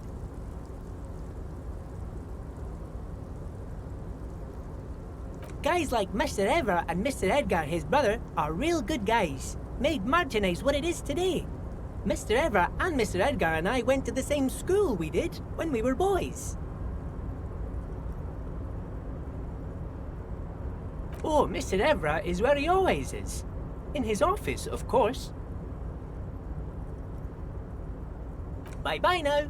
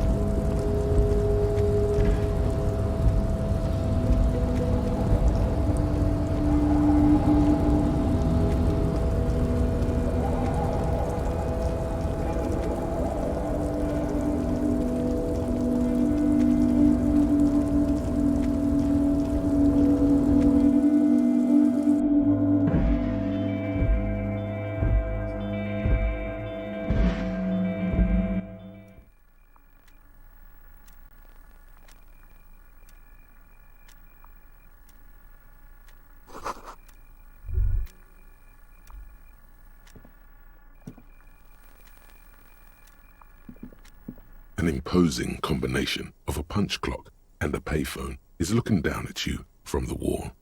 A note on the side says, "Tokens unavailable due to strike. Use change." The machine swallows your coin and seems to be waiting for your next move.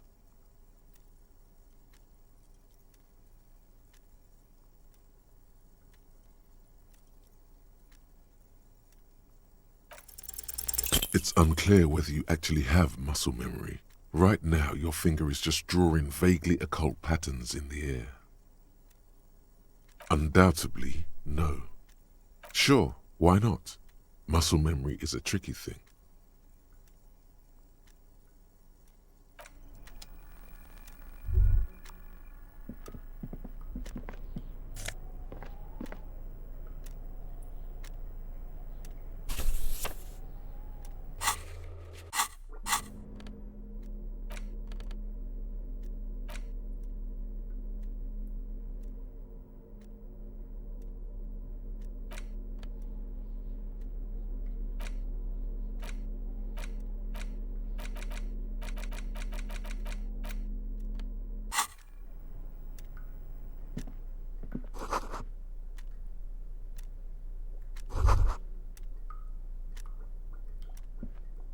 On second glance, someone has forgotten to properly close one of the drawers.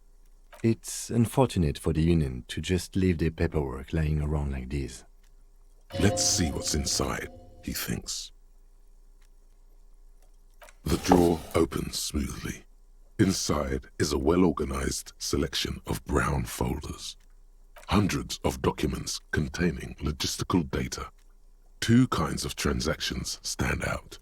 Materials coming into Revachol from the outside world, from Muindi, Grad, and even Ilmara.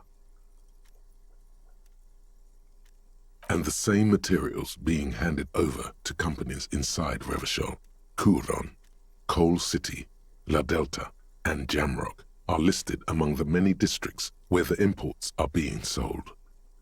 It's hard to make sense of this thicket of company names, dates, quantities, and percentages. You try to focus, but the lines are getting blurry.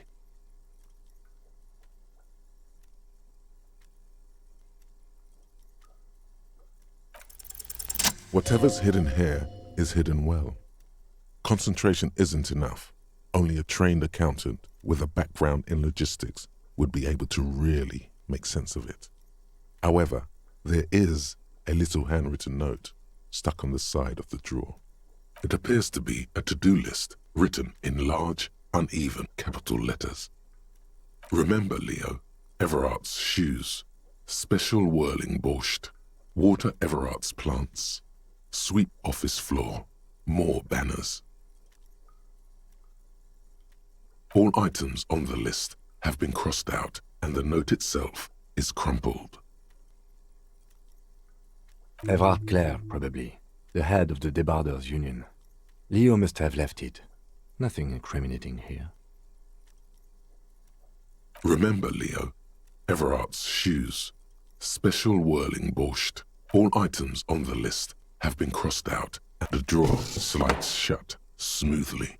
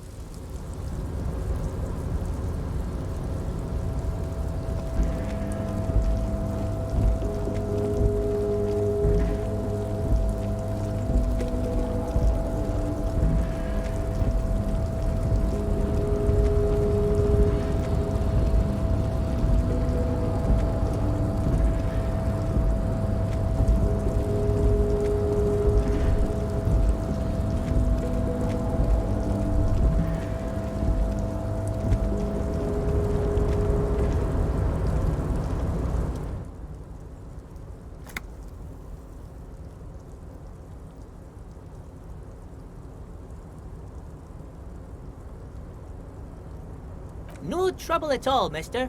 No trouble at all. It's like that old saying goes, wisdom withers if not shared. And old Leo is always up for sharing. Oh, yes, yes. I leave all kinds of notes for myself. That old head of mine ain't so good at keeping things in no more. I almost forgot about the borscht. Oh, yes. I've been taking special whirling borscht to the men every day since the strike started. It's very, very good. Makes a man feel so warm and happy. I feel like I could take on Mr. Renadan's boar dogs every time the lunch is done. Yes, yes. I'm taking it to them. The borscht keeps them happy and in fighting spirits. Makes you all warm inside. They brew it in the whirling in rags. Oh, the whirling's cook. He makes it. Them is always talking with Mr. Manana in that weird language and laughing together. He doesn't speak what we speak. He's from Grad. Oh, sure, mister. Sure. You do that. Yes, sir. He didn't actually understand what you meant, and now he's just nodding along.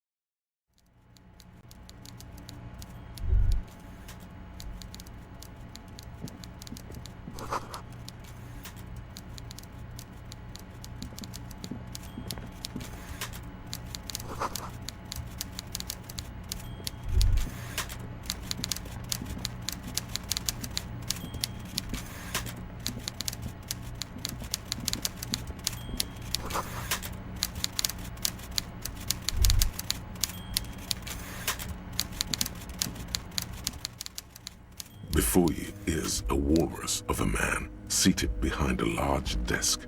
He looks up from his work, not the least bit surprised to see you. With great effort, he straightens himself up in his chair, yet says nothing. He simply stares at you.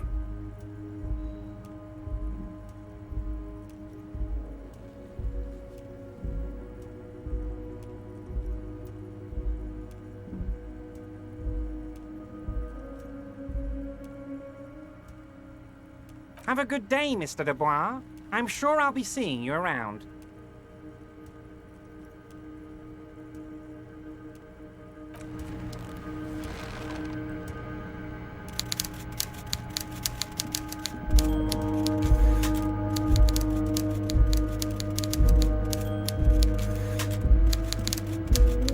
Mr. Dubois, I hope time is on your side this time. Please, take a seat.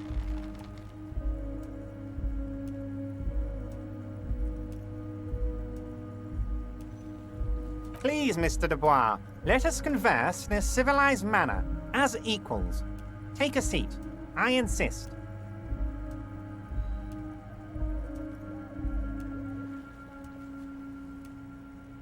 He's trying to throw you off your game with this Dubois nonsense. Don't give him the pleasure.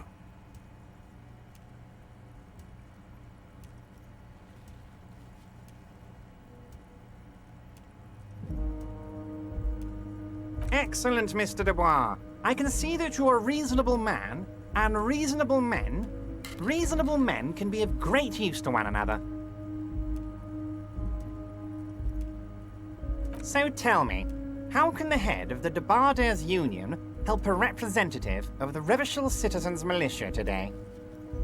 The chair you're sitting on has got to be the most uncomfortable chair in the world. It's violating your backside. Oh, by the way, I heard you got a rather rude reception from a certain Lawrence Gart. Some people have no manners, it pains me to say. This should take care of that nonsense.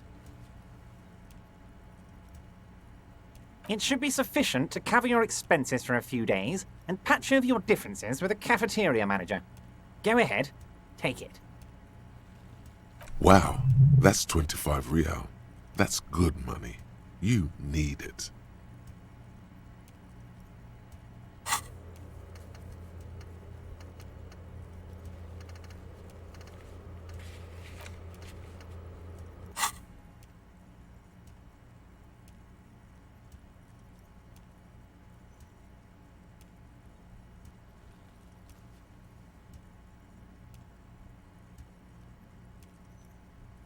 Yes, I know Lawrence. He's a real character.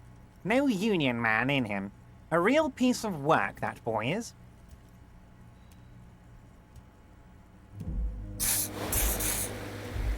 With a grin, he points to the checker game. It's like you're on a game show. At least don't thank him for it.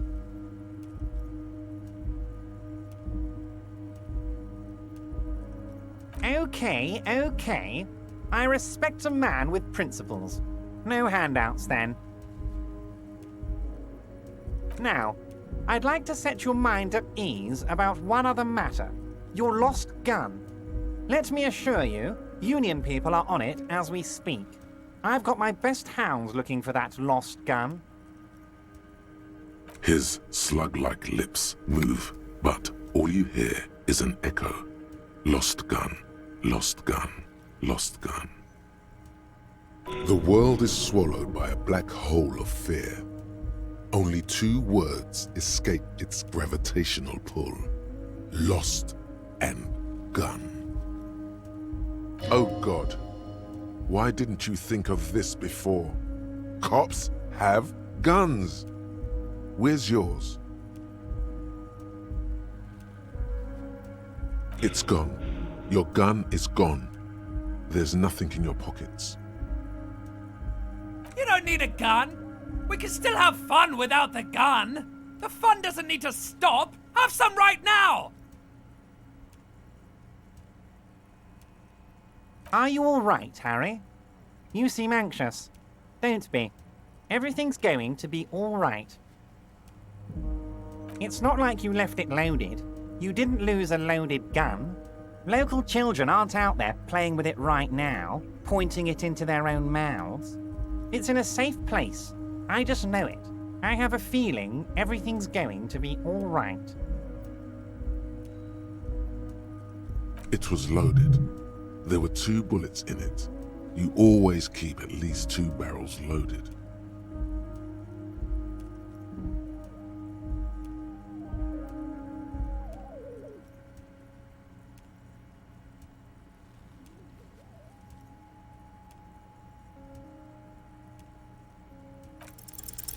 God, you're sweating. Your knee is jerking. You're about to cry, aren't you? You're about to cry because you lost your gun and those children are gonna shoot themselves with it.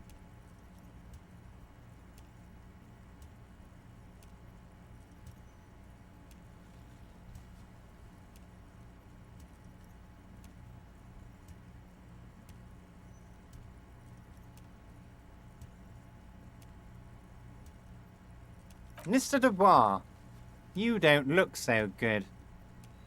What is this, Mr. Dubois? He keeps repeating. What is he trying to pull here? You need to cool the fuck down. Chill.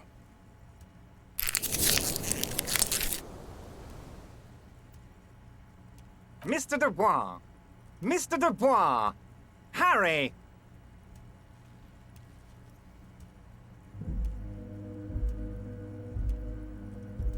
Mr. Dubois, are you okay? Can I get you a glass of water or something? Are you having some kind of medical emergency? Maybe you could use your hands somehow, in a kind of throw-in motion, like you're throwing that Mr. Dubois act right back at him. He's Mr. Dubois.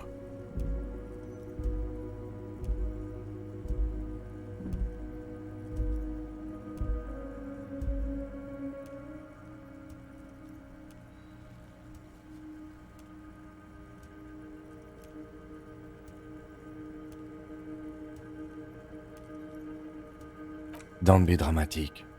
I can see your condition isn't terminal. What an odd demonstration of... you got me, Harry. I don't even know what. As entertaining as it was, I'm afraid we're wasting our time. And I'm an extremely busy man, as I'm sure you are too. Okay, enough. We are here to ask you some questions pertaining to a murder investigation. Quick, here's your window. Get yourself together and ask him questions. Police officer questions. It is about time to stop embarrassing yourself. Questions will help you regain some of your lost dignity.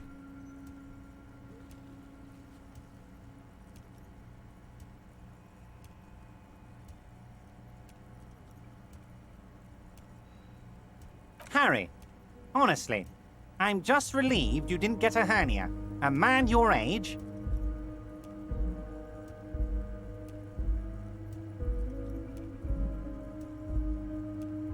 The big man peers at you over the rims of his glasses for a moment, then interlaces his fingers and rests his chin on his hands.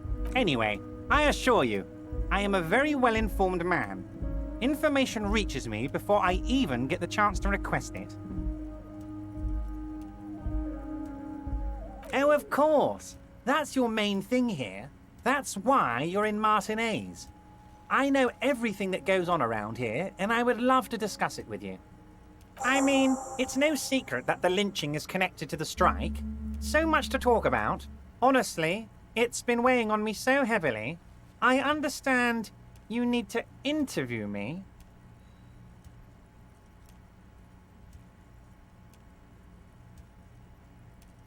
But there's a thing that's been keeping me up at night. I want to talk about the hanging. I mean, if we could just calmly talk, exchange information, we could blow this thing wide open. Yes, that sounds good. Let's do that. But I can't think straight with this thing weighing on me. You're police officers, aren't you? I have a crazy idea. You guys are basically door-opening machines, incredibly talented at opening doors. I'm not sure I understand. If you're asking us to break down someone's door, it's not going to happen. Come now. I just need you to go open a little door for me and leave it unlocked. A simple thing. Absolutely nothing shady about it.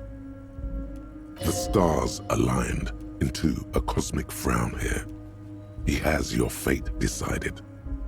Bide your time, however, and let the stars continue their course, and that frown shall turn into a smile. Only if you play along.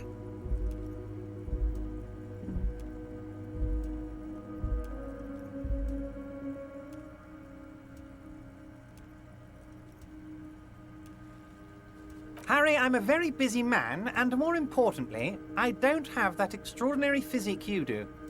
You look like you could run around all day.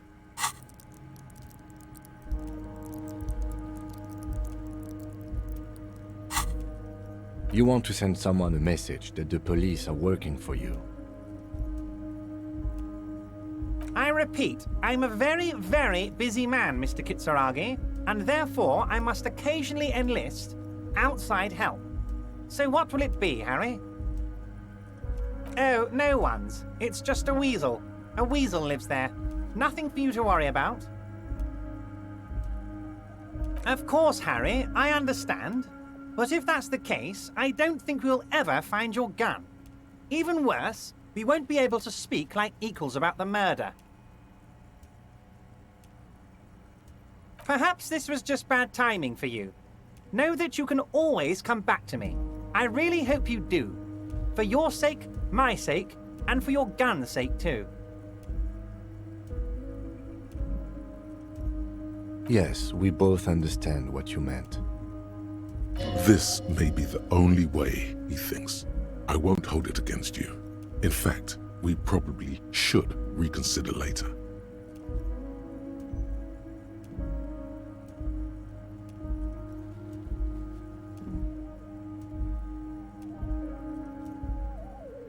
Yes, your lost gun. My best men are on it. They're turning every stone, searching every playground, asking kids, grandmas, everyone. Your gun will be found, Harry. Let me assure you of that. It's just a matter of time and effort.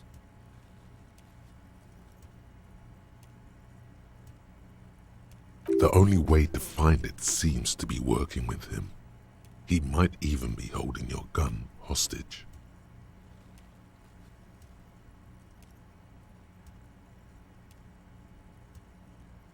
Who knows? Only one thing is certain. If you work with him, you're going to get it back. And working with him might be the only way to do it.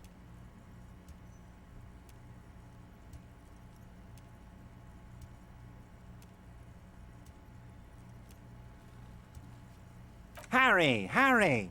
I was only trying to be tactful. A lost gun is a dangerous thing. I can't have it around in my neighborhood.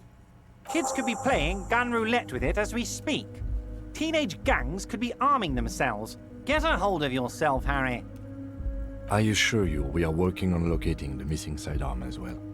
The lieutenant is concerned about the lost gun and feels that the fact you haven't prioritized looking for it is unfortunate, if inevitable, and doesn't put the RCM in a good light.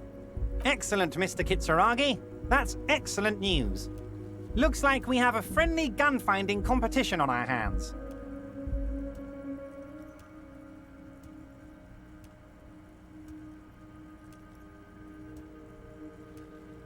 Of course. Let us dispatch with the formalities. You call me Everard, I call you Harry. My God, so it's true.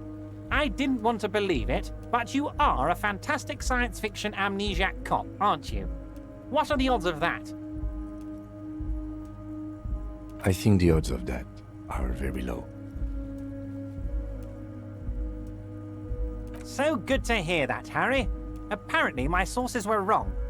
However, if you did have a spot of memory trouble, I could help you out with my big fat folder.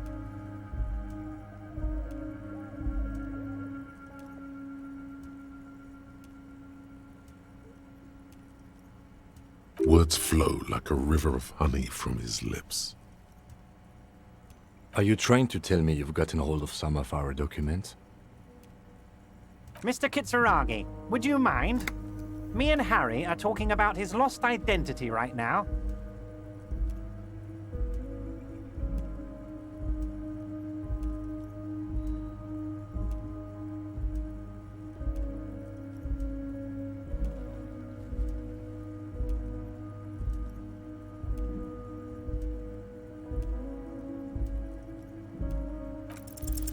Everard's large hands are covering the folder, but the look on his face says, I know everything about you, Harry.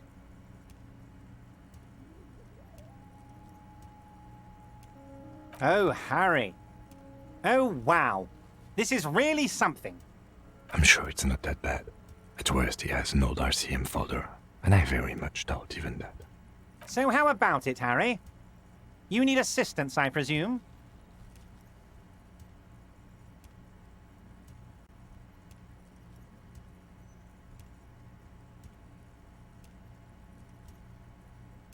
It's Harry. Harry Dubois. You feel like a Dubois, but you don't feel like a Harry. Strange. You don't feel like any of these things. You know what your name is. You have a sophisticated name, like that of a count, or a beautiful man.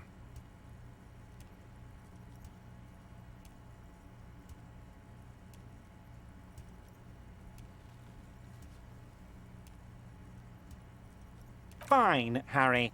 You can even be Harry Raphael Dubois de Costo, or whatever you choose to be. Mr. Kitsuragi doesn't seem even slightly empathetic to your memory loss, Harry. I, however, wish to help you any way I can.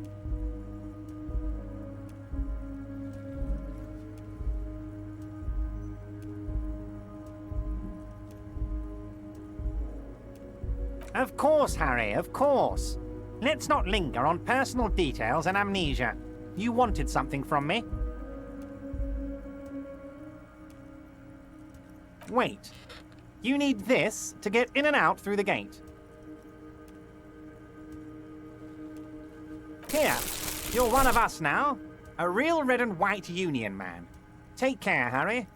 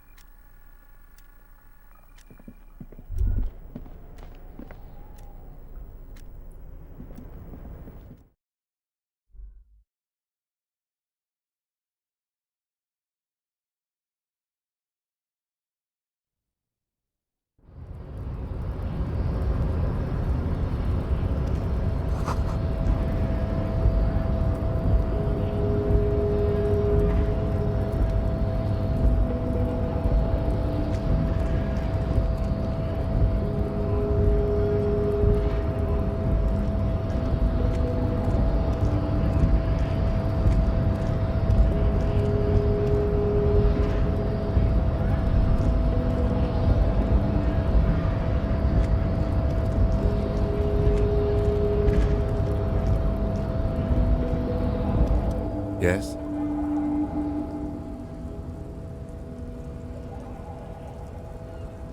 No response. He just arches his brow.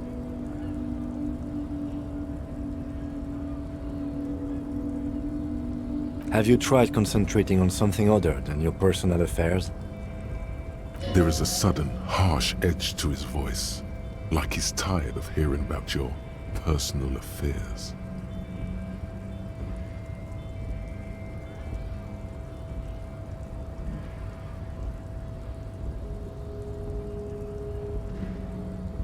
Fine.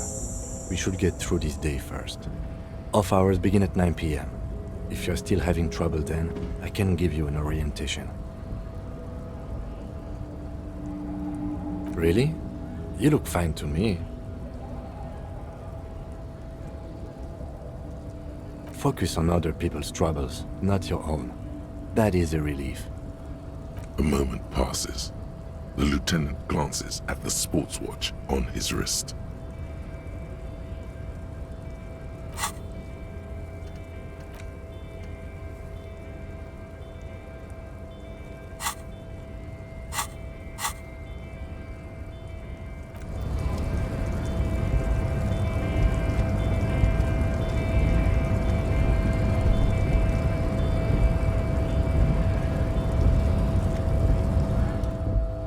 Body betrays your degeneracy.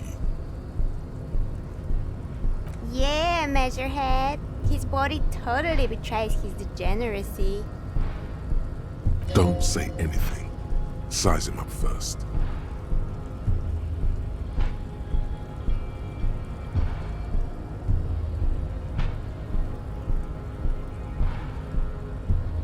Are you admiring my morphophysiology? It must be frightening to stand in the shadow of this racial pinnacle. Be calm, Sandwich. You are not in danger, because you are not a threat to me.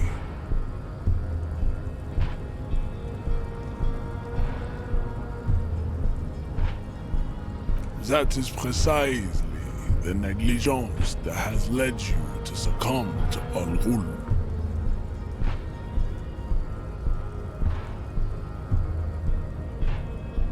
You reek of it.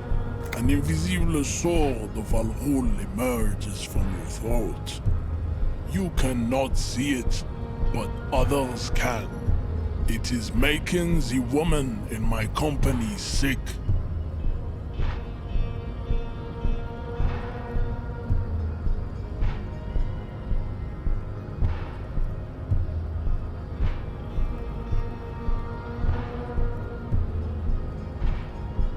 Your mouth moves, but the one who speaks is Al-Ghul. You are but a vessel for the Ghul now. Very little of yourself remains.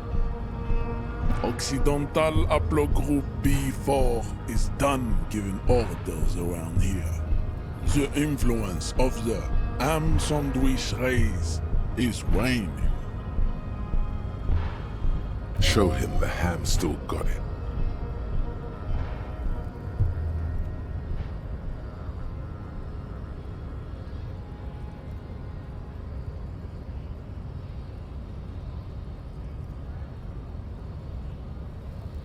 Willingly calling yourself a Ham Sandwich, how far the Occidental Haplogroup has fallen.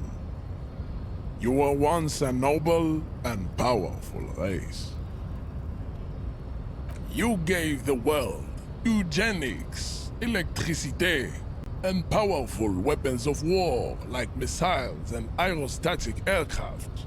You made great gains in metallurgy, race theory, and statecraft.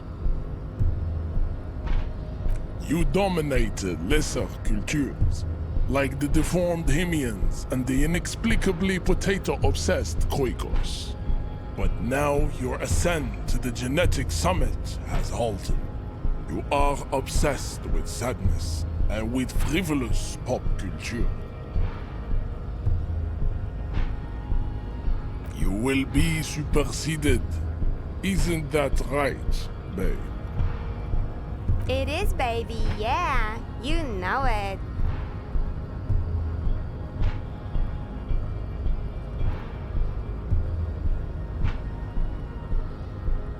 Enough with this begging. You should leave the stage of history with dignity by inviting the other races to a great world war. Bring your troops to the Simenine Islands and to Boogie Street, and we will pulverize you. When you are gone, we will build a museum for you. The walls will be lined with bottles of Al Ghul, your beloved beverage. Inside, we will store the odes to homosexuality you call art, and your microcephalic skulls.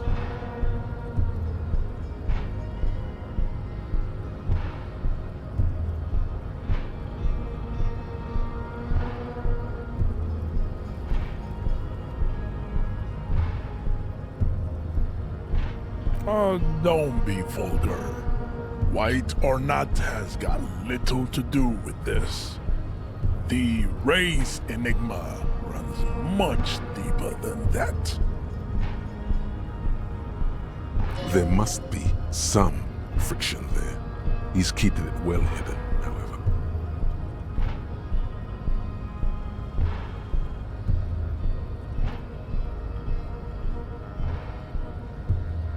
Mr. Clare is a man of vision and means. He has the will to confront international capital. Something your race, naivistic communists, never did. Also, to serve is noble. It takes discipline. Your petulant individualism has only contributed to your race failure. It is lax and moronic.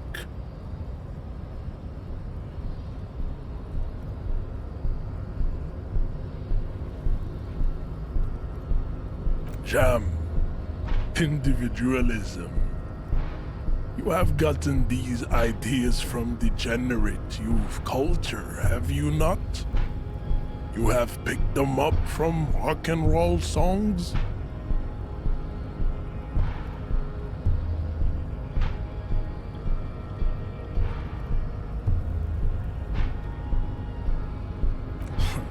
Rock and roll is moribund. Only Koikos listen to it anymore. There is no life left in it. My people abandoned it long ago. It leads only to neurodegenerative herpes and heroin overdoses. I am not surprised you enjoy it so much. This has happened to many of the side products of the inevitable cultural victory of the Seminese race.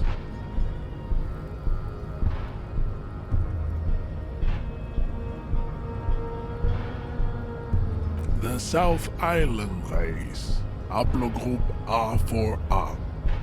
We are the rightful masters of the Insulindian archipelago. We descend from the Areopagites of ancient Pericarnassus and arrived here 4,000 years ago, millennia before you.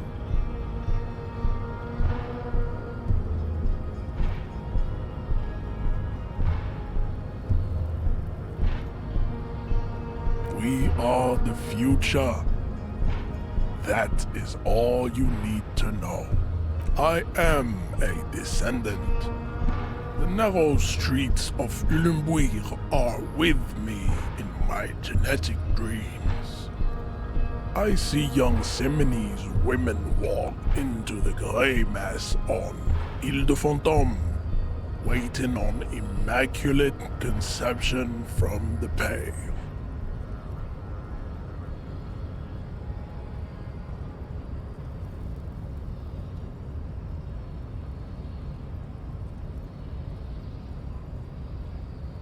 Good. Racists are generally not very good examples of their race. I am not like them. I am craniometric perfection.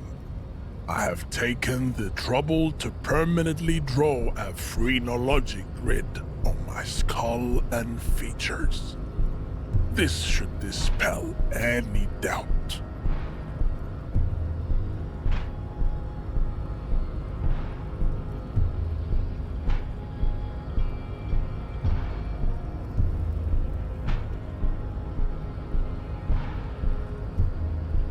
You exhibit forward projection of the jaw, indicative of schizophrenia and sexual inaccountability.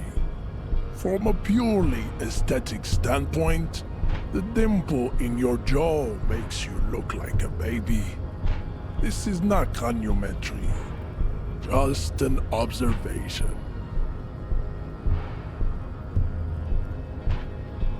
You do not wish to be judged, because you are a genetic blob of polycultural deformities. This is understandable. I don't think anything about this. We are wasting our time having this conversation. Your pedomorphic friend is right.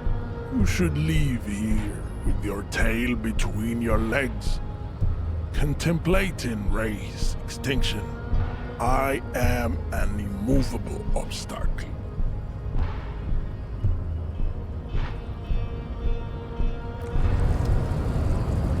As you turn, a bright light catches your eye, making you squint.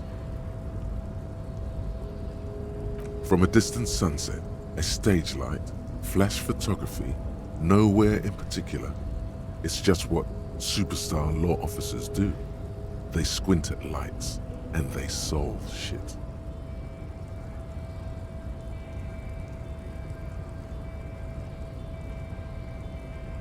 Yeah, you have.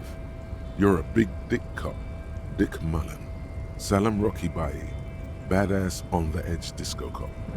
Time to recede into a ludicrous fantasy world. Here we go. Camera, lights. With a sudden flash, the world freezes around you, and you along with it. In an iconic monochrome solution, a black silhouette against a rasterized orange world. It's on.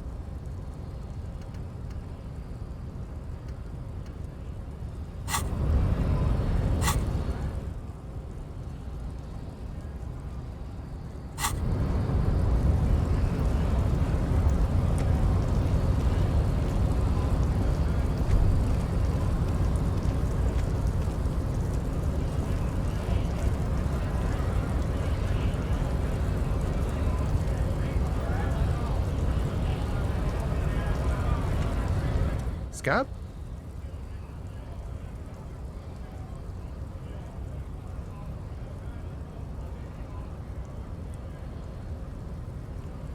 I was just messing with you.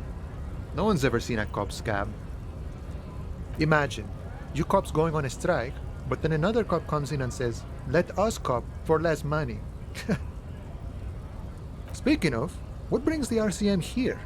To the wild north? Come to see the strife? The mercenary, eh? Who could have killed him? That's indeed the question. Why even do such a thing? The man whispers a jaunty tune. A coastal breeze ruffles his hair.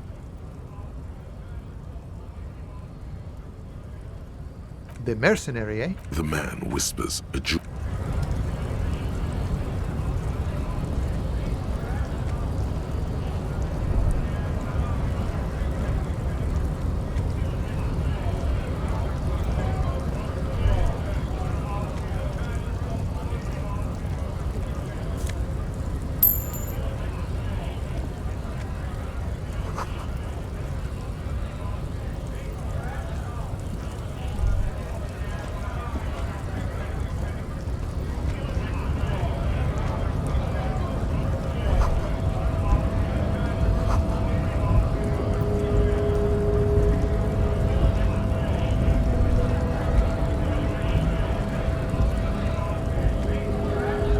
Bastards! We have a right to work!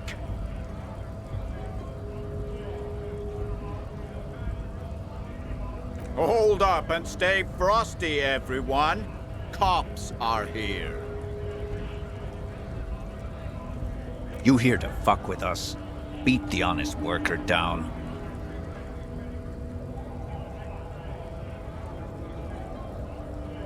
Good. We're fighting for a cause here. Right to work! Right to work! Besides, we're not that different. It helps if people see us talking, cops and strikebreakers together. Shows authorities are on our side. Builds confidence. Might be time. Don't let the fat bastards tread on you. Cops tend to side with the higher-ups, but you're essentially still workers. I don't trust cops, but I can see you understand the right to work! Right to work! Maybe you should ask them the questions, like why we're not allowed to make a living here. Shame on you! We have families to feed, you piece of shit. So do we, Scab.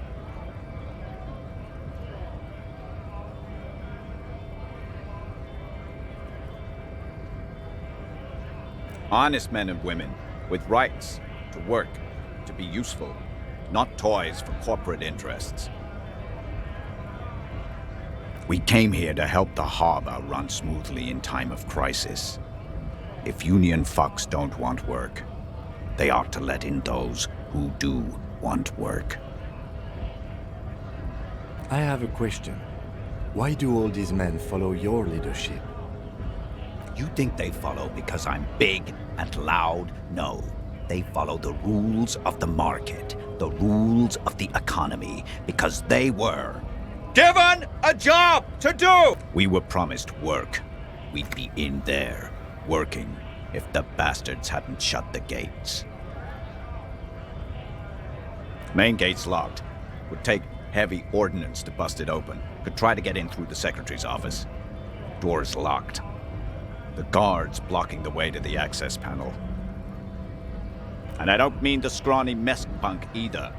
I mean head measurer. Or whatever he is.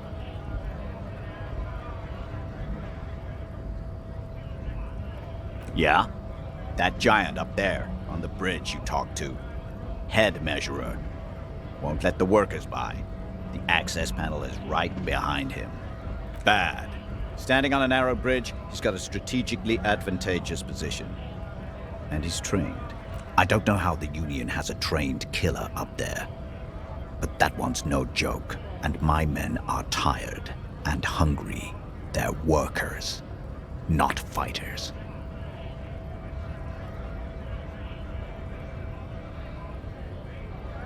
Like civilized folk, you mean? These native fucks don't understand civilized. It would be better for the neighborhood if you went home, at least for now, if you can't get in anyway. No! They will give up eventually. Or get drunk. Leave the button unguarded. Then we charge.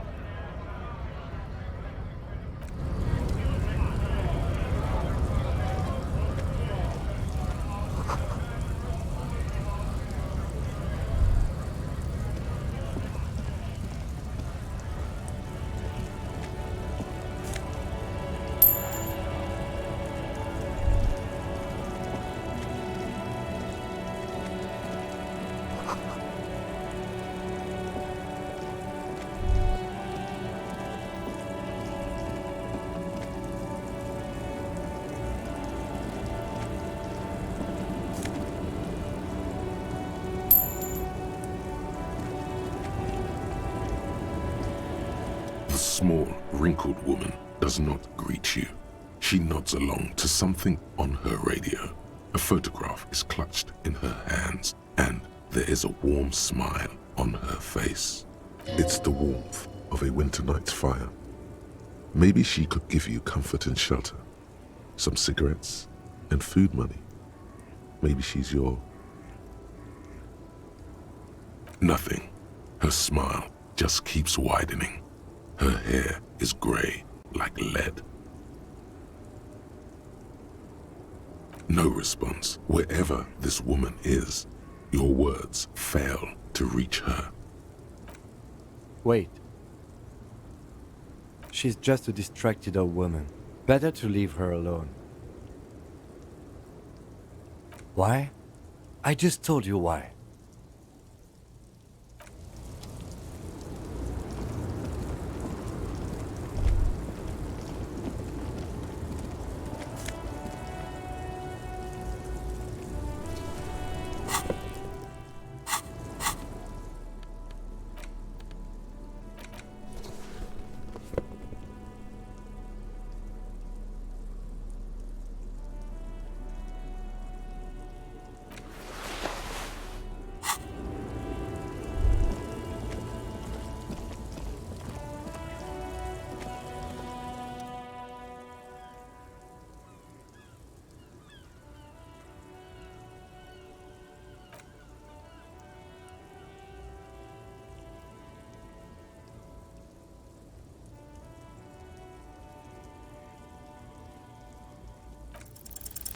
What did he do? You have no idea what you did a week ago. How would you know what this guy did many centuries ago? High above you, the king stands triumphantly oblivious to your memory trouble.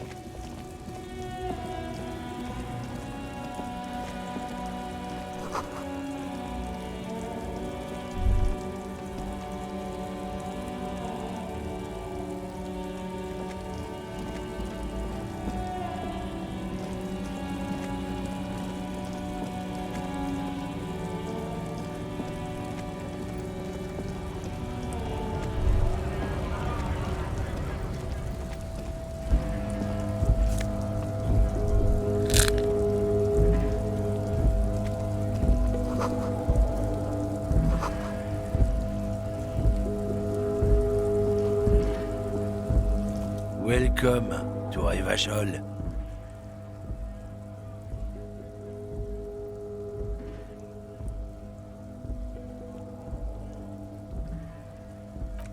Don't you welcome to Revachol me. My grandfather came here from a 3,000-year-old racist isolationist culture, while your ancestors came to this island a mere 300 years ago.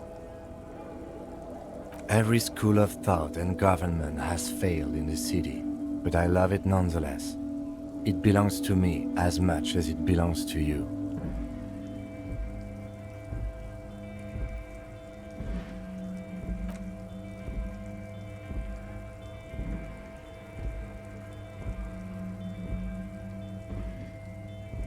Oh, come on, man. I just said welcome to Revachol. It's a lorry driver thing. I know exactly what you meant. You think my kind doesn't belong here, that I should watch myself and behave. But you see, I'm an officer of the RCN. It's actually my job to make sure you behave. I would advise you to remember that,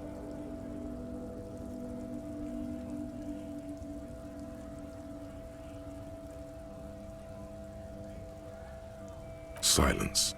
The air between them becomes tense. Your partner needs backup. Now's your moment to shine.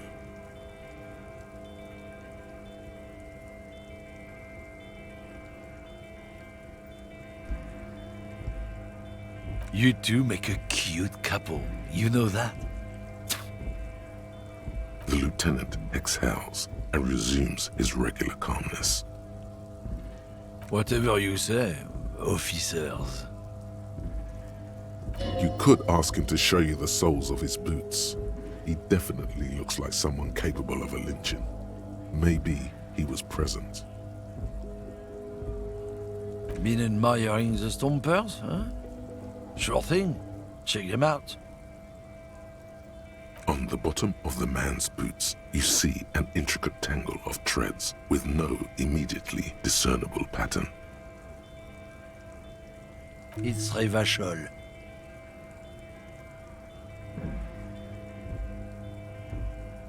For when the invasion comes, the last thing they'll see before the lights go out is illustrious Revachol. It doesn't look like the lieutenant cares. He just makes a little note.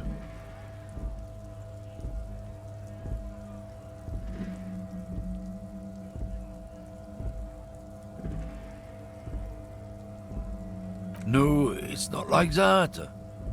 You don't get it. It's when I kick them, you know? Oh, fuck it, it's too complex for you. Oh, not much anymore.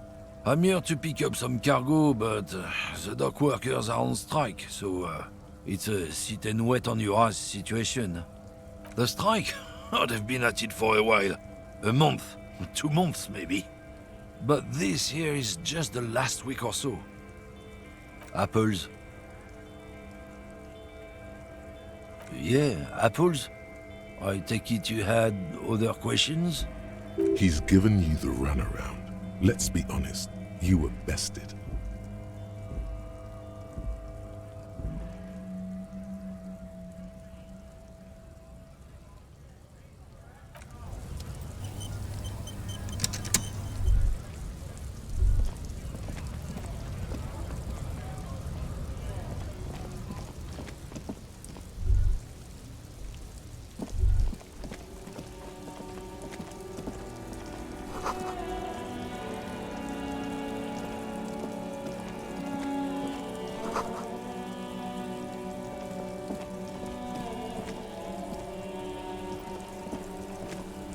The RCM in Martinez.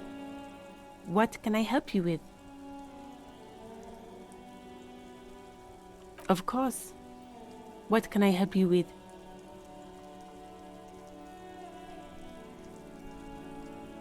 Excuse me? She's uncomfortable. Maybe you should drop this line of questioning. Oh, well, I didn't write it there. I'm just sitting here.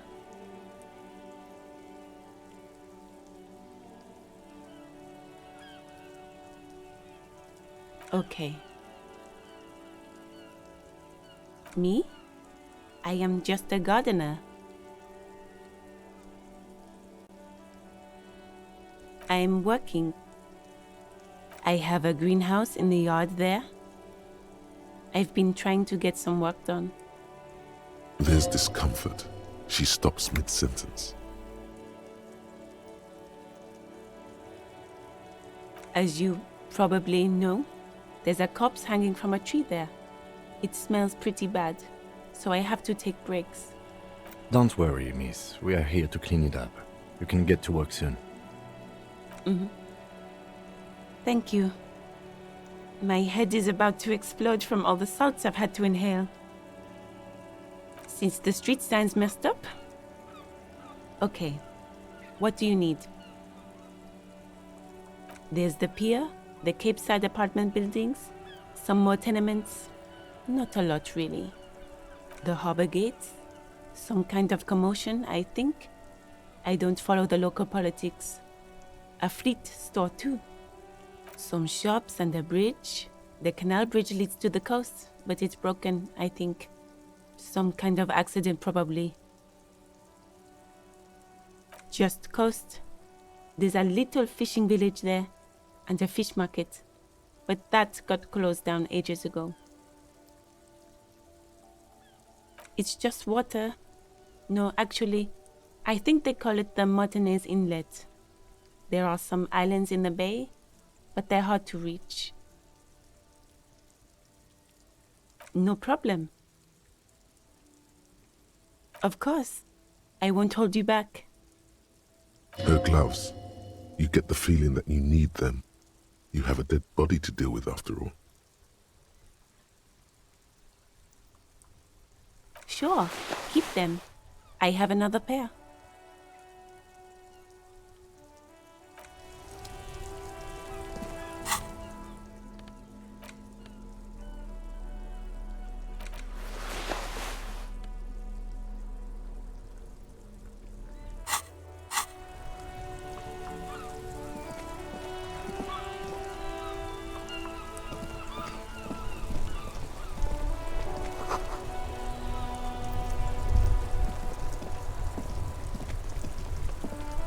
The worn and beaten wooden planks of the bench do not look overly comforting. We can sit on benches after we've solved the murder. Let's go.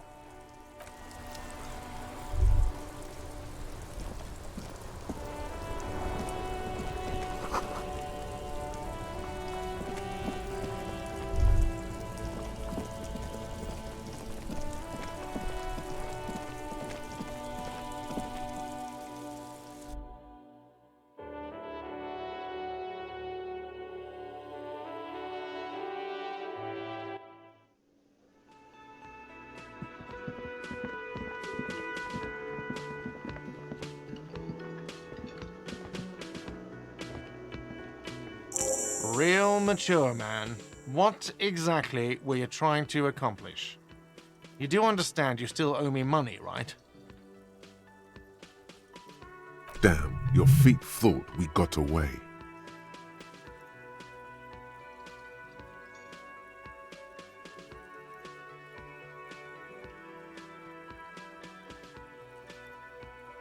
What are you, brain damaged?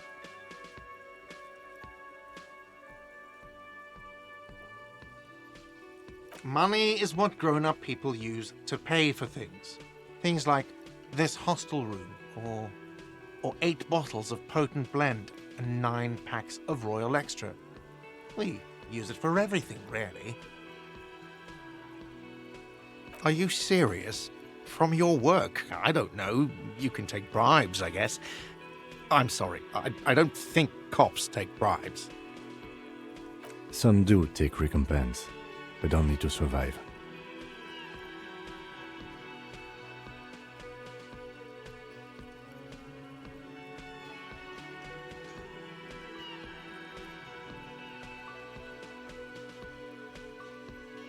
There's a shuffle of nylon as Lieutenant Kitsuragi looks for something in the pockets of his orange bomber. That's Cop 4. I haven't offered to pay because I don't have any money either.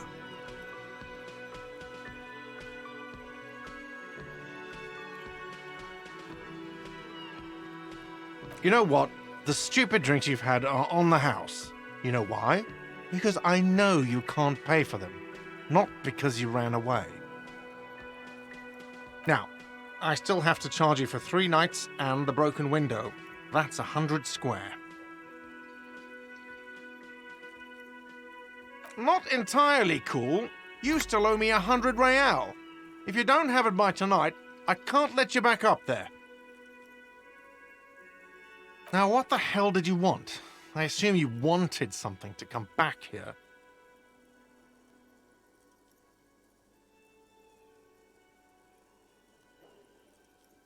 Mine? No, it belongs to the Whirling in Rags.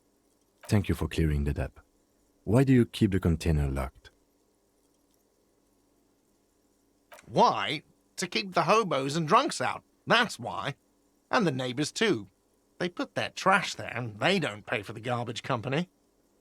I thought as much. And are you the only party with access to the trash container? Well, yes. Us and the garbage disposal company. It seems a little callous, doesn't it? something stirs in you. Prod at him and find out. Callous? What are you, Kras Mazov? Almost all establishments in Revachol keep their trash locked. The whirling in rags is not special in that regard. Krasmazov, nom de guerre, was an economist and a historical materialist. He was a leading figure on the Grad side of the Centennial Revolution, where he headed the 9-day government. Mazov is considered the father of scientific communism, Mazovian thought, or Mazovianism.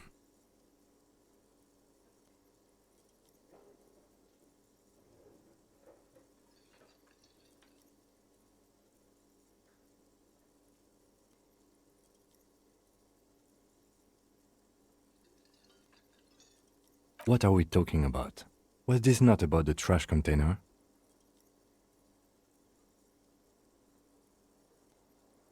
Was there something you wanted? What for, Mazov? Are you planning to nationalize my trash container? It concerns the case. Please cooperate. Just bring them back once you're done, please.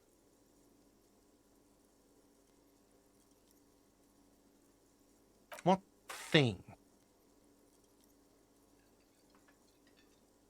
Yes, not the whole damn union, thank God. Just the nastiest and loudest faction. They come here in the evenings. Dumb, unruly types. Think they're big shit. But they're good customers. They place big orders and always pay on time. He hates the union, but grudgingly recognizes its power over him. So he's directing his frustration at you instead. Retaliate. We should find out who this Lord faction is, occupying the booth. Loudness means talkative, and we need info. We don't. We have to wait. They'll show up sooner or later. Men get hungry, even striking men. If not today, then they'll be here tomorrow. What? By the way, you should come back to this thing-based questionnaire if you see anything interesting in the whirling later.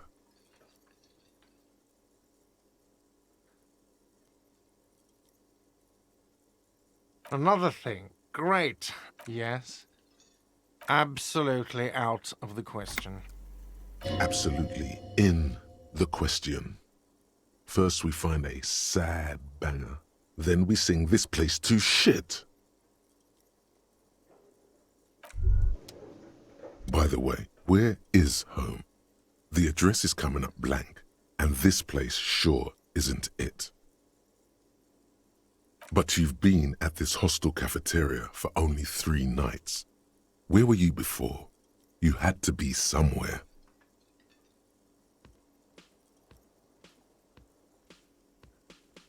Why did you say that?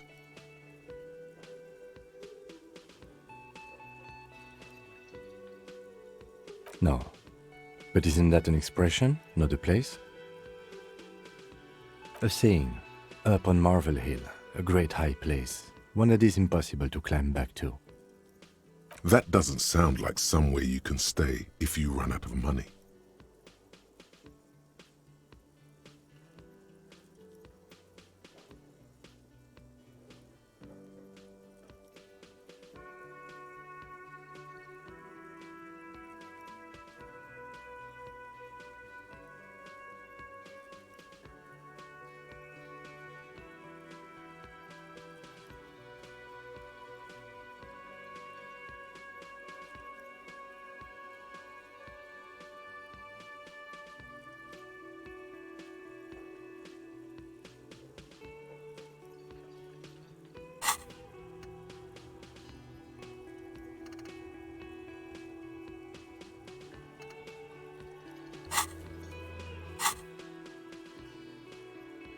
Entertain the thought when you get the time.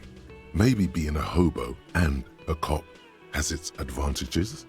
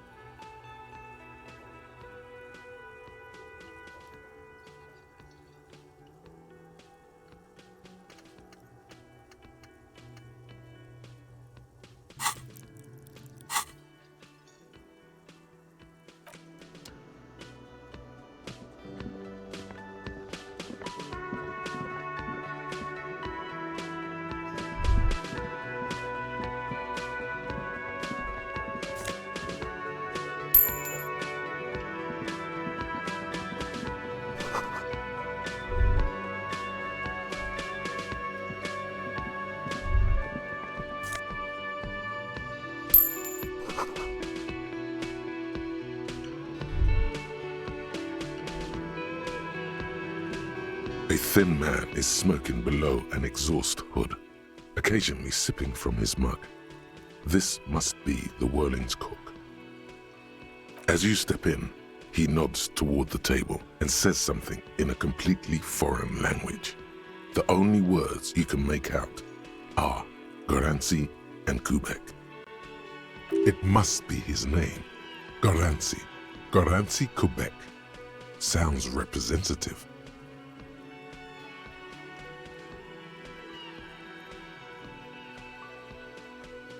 The man puts his cup down and replies something, his left hand drawing arcs in the air.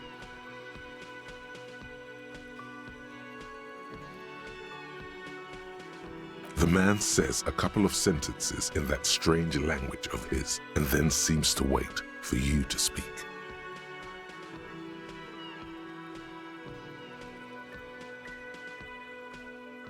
Just one word. Sounds quizzical. Then he awaits your answer with his brow arched.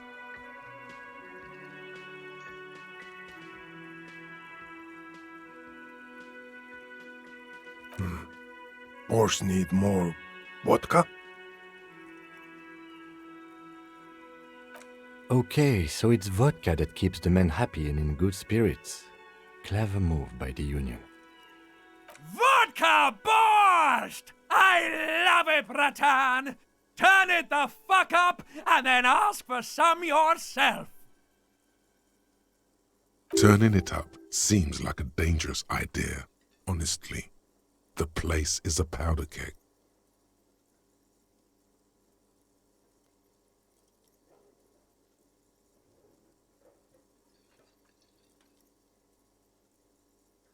He smiles, nodding vigorously, then pours half a bottle of vodka into the pot. With a whistle, he stirs the brew.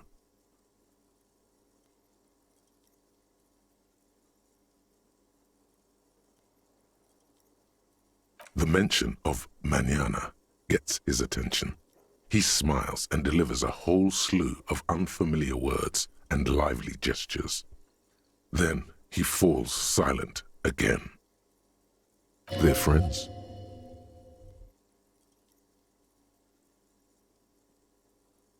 He smiles and nods enthusiastically and, chattering away in his language, ladles some brew into a small thermal cup. Then hands it to you. He smiles and bangs his ladle against each of his pots in turn. It's almost like music, especially with the sounds of assorted dishes boiling and simmering on the stove.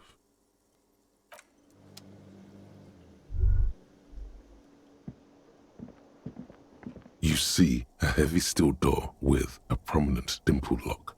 It's painted blue. You immediately feel drawn to the color. Blue is for mystery.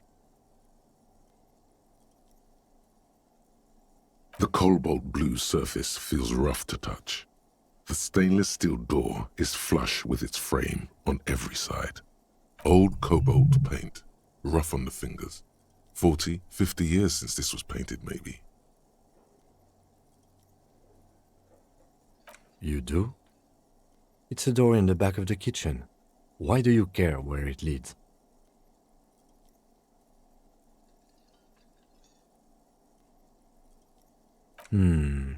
Yes. I suppose it's worth seeing if we can get in. Just to be thorough. As a side investigation.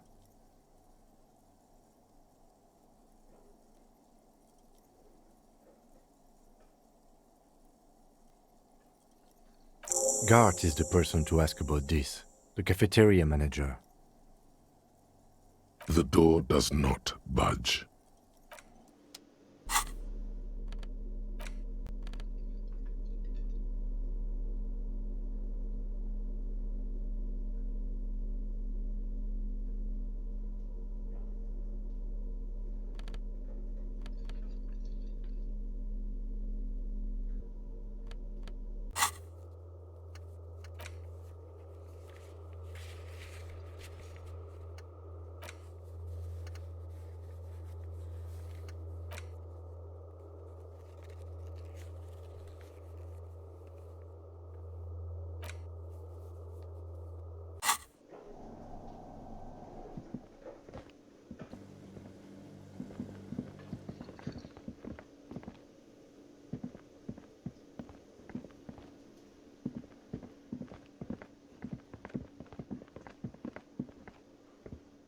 Hello again, sweetie.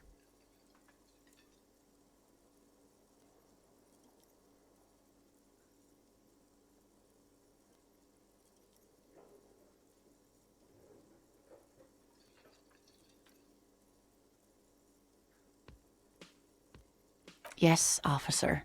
You look rather dazed. Like a stunned fox. But surely things can't be that bad.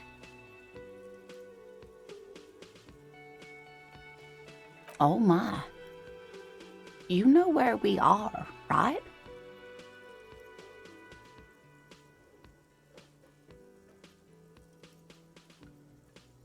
That's right.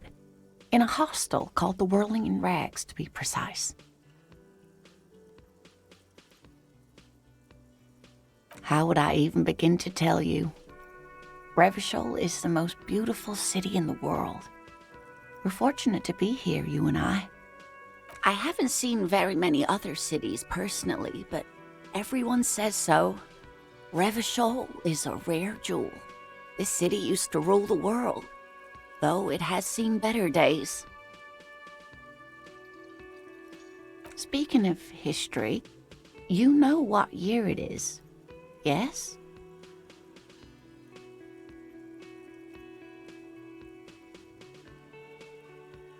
There. The year is 51, and spring has only just started. I'm sure there are better days ahead. The lieutenant studies you, rubbing his chin.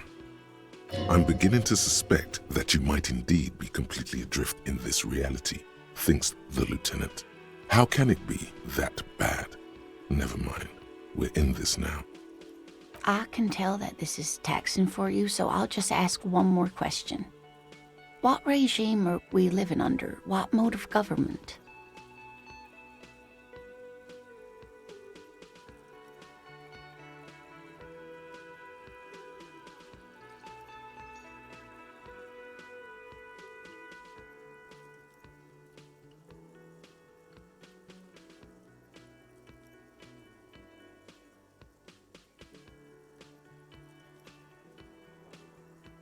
Oh no, nothing like that, dear. Revachol is a zone of control led by an alliance of foreign powers called the Coalition. We have almost no government of our own. Certainly no machines. I don't know. Still looks like there's a lot of hustling going on. Maybe she's wrong. Also... Oh dear, this is troubling. You really ought to know that, being one yourself. There aren't any cops in Revachol, not in the traditional sense. The status of law enforcement has been a complicated matter since the revolution. But we should stop for today, sweetie. You look like you need a break. Besides, I'm not the best person to explain the big things to anyone. She's scared now. She's realized you really are brain damaged.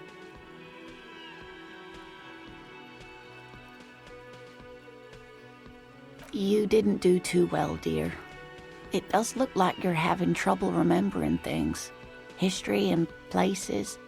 Remembering reality, in a word. It's very odd. A sigh. The lieutenant buries his nose in his notebook.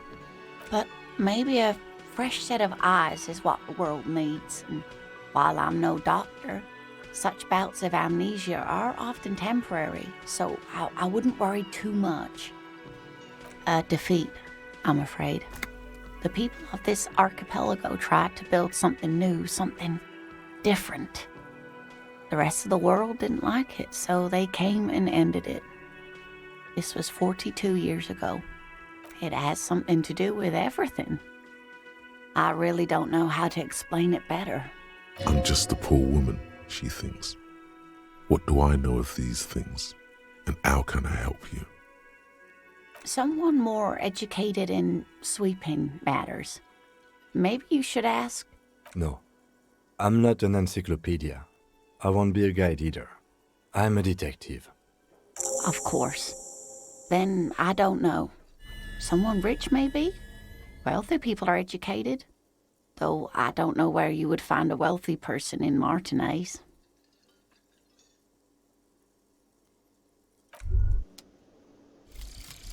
Some kind of superstar.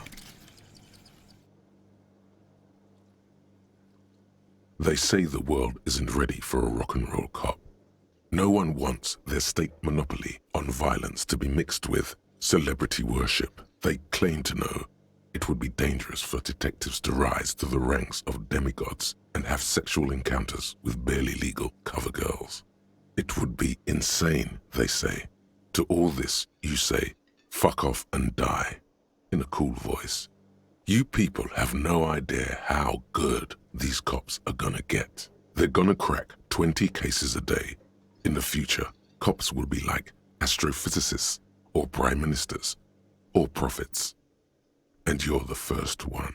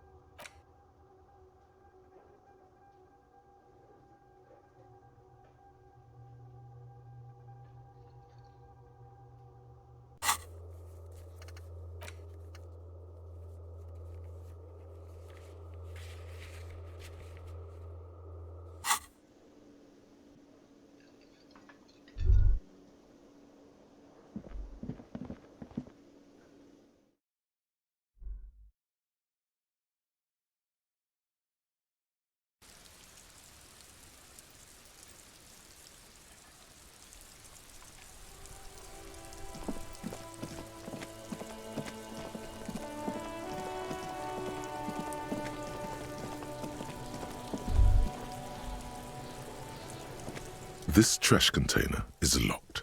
The sliding lid has a padlock that says, whirling in rags. With a well-oiled crack, the lock pops open. It should now be possible to simply raise the lid. Don't. Maybe you shouldn't. Maybe you shouldn't. Of course you should. This is your time to shine, Hobo Cop. Dive into that dumpster for extra content.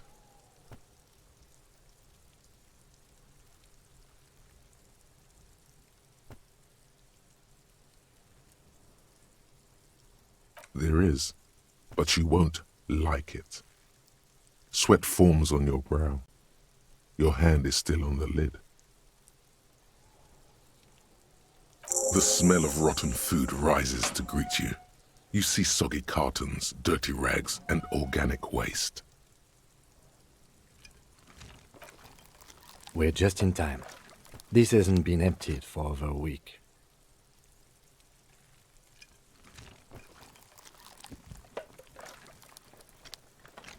Wow, an Armistice caliber 50 knock cannon, half wrapped in paper tissues. So shiny. Never mind, look at that fat string of archipelagon pearls snaking amidst the banana peels. And is that Cordon Electric's preamp with Electra F2 tubes? It is. That catches quite a price. We're talking 12,000, easy, unless you're into hi-fi yourself. No, you won't, because none of those things are real. They're not actually in there. All you see is food waste and crisp wrappings.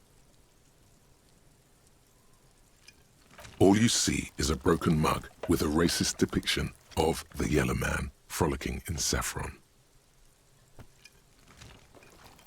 Only in its social sensibility.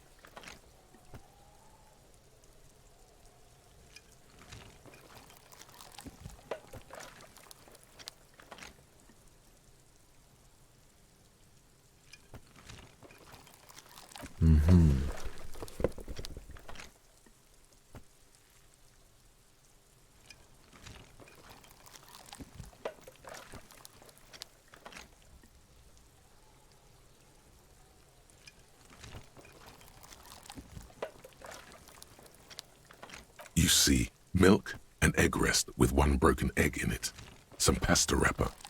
Picking up the soggy packages somehow feels familiar. You've done this before. The movements are recorded in your elbows, the methodology in your fingers. You're used to this. No, searching for evidence in the trash. Good practice for dumpster diving. A box falls into pieces in your hands. Batiste Soleil cereal. There are plastic pasta packages below, and turbo noodles.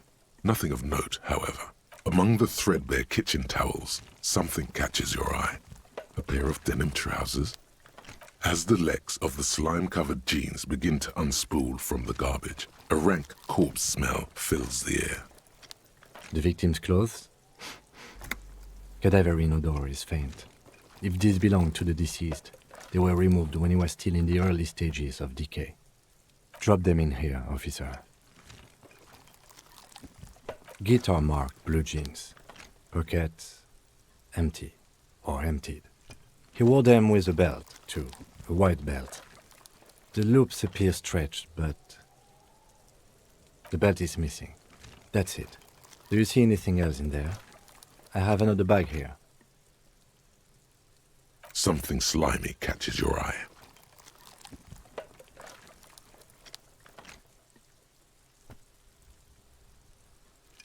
A drab, long-sleeved shirt, olive-colored, appears from the food waste, dripping with pus.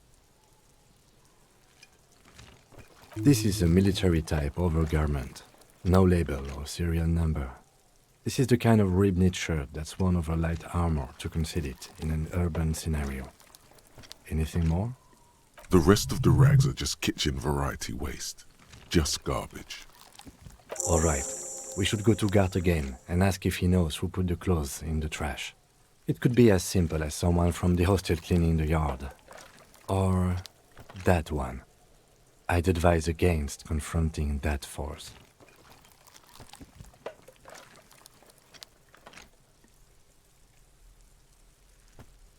The fuck's he on about, kids? You hear that, Kuno? He thinks you're an infant or something. See? Not really. All we know is the victim's clothes are in the trash. The lid was locked and his establishment had the key. It's just a small loose thread. The lieutenant nods, then looks back into the trash container. It's just organic waste, cold and slimy on your hands. Apple and potato peels, mostly. Unidentified sludge, and the occasional chicken bone thrown in for good measure. But hey, nothing. It's nothing. Nothing more to see here. What's this? A blue piece of plastic sticks out from the apple peels. It's shiny. Looks like the corner of something. They look badly damaged, but you can still make out forms and notes, written in a man's handwriting. Officer, is that your paperwork? Yes, it is. Look.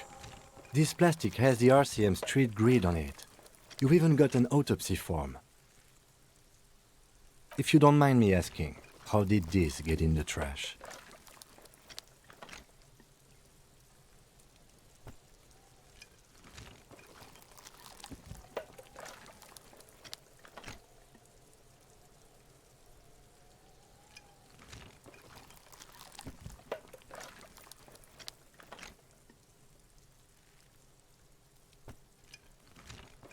What are you talking about?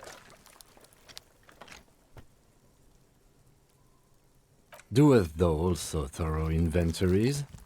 You should take stock of your notes. Make sure it's all there. Official notes contain informants' names. If some of it has fallen into the hands of the RCM's adversaries, bloodletting may well ensue. It would also not hurt to start taking notes on the case. Now, tell me what your eagle eyes see. Or are we finished? The container sounds a muffled gong. That's one thing off the list. I think we got it all.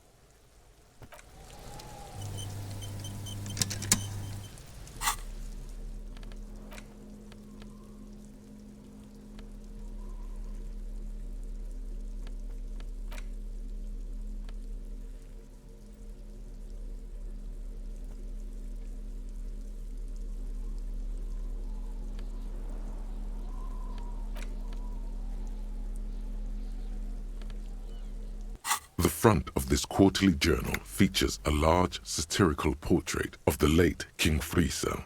From the sides of his head, a pair of white antlers spread to the corners of the cover. Because white antlers are one of the symbols of communism, they represent a society in accord with the natural world and at the same time above it. Because Friesel was incompetent, foolish, and cruel. In short, the embodiment of everything the communards wished to overthrow. It's satire, you see. To your disappointment, there aren't any full-color pictures to direct your attention. Just column after column of closely set text, interrupted occasionally by little doodles in black and white. After rifling the pages with your thumb several times, you return to the table of contents. The magazine is divided into several sections: international developments, Kunst und Kultur, and local concerns. Just inside the cover, there's also an editor's note. Comrade, as you know, this journal takes its name from Mazov's immortal expression, du cristal à la fumée. This was his way of describing the way the rigid, crystalline structures of capitalist ideology turn to smoke under communism. But, like the structures of capitalist ideology, we too are at risk of going à la fumée. Unlike many publications which are content to spoon-feed their readers reassuring drivel, La Fumée is committed to telling the radical truth, even when that truth may drive away potential subscribers. So please, if you value our radical Mazovian perspective on contemporary politics, culture, and international affairs, please consider subscribing today. Yours in struggle, the editors. What do you expect? It was laying around the office of the Debarders Union. They're probably bankrolling the thing. You flip back to the front of the magazine. The table of contents unfolds. This section includes a long, tedious critique of the latest round of free trade negotiations between the EPIS nations and the Free State of Semenine.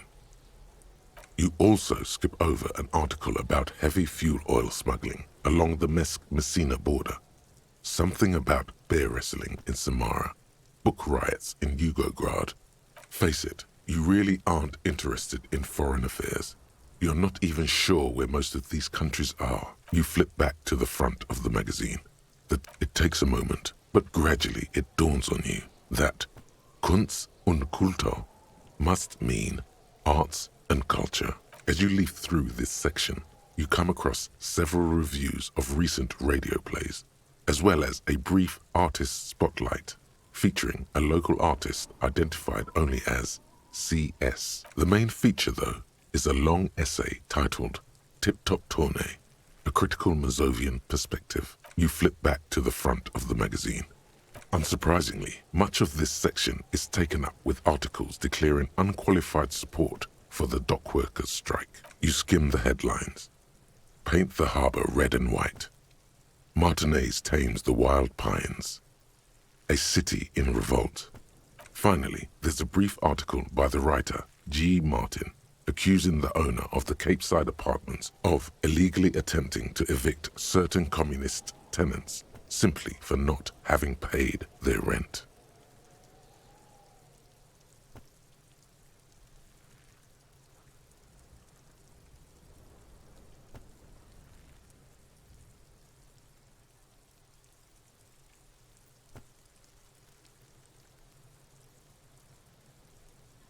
The writer G. Martin remarks dryly that capitalists love wealth redistribution, so long as it's only redistributed upward. You flip back to the front of the magazine.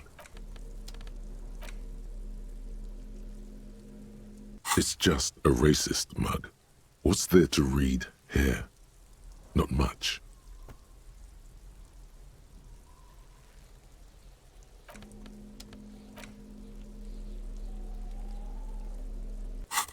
It's the letter you found in the trash. A pitiful cabbage of white and yellow papers hanging from plastic board, barely held together by a metal clip. This sad display is made complete by the faint smell of urinal cleaner. There's a piece of toilet paper, or is it cleaning tissue? No, it's toilet paper, desperately sticking to the back of the blue plastic clipboard.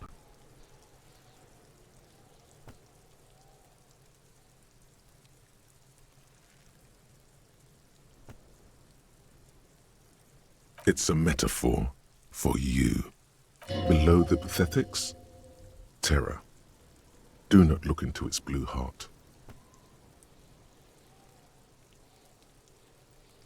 It's just toilet paper sticking to the back of the plastic clipboard. You can take it off if you want.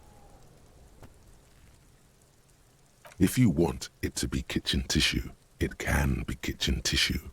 It's not though, it's toilet paper.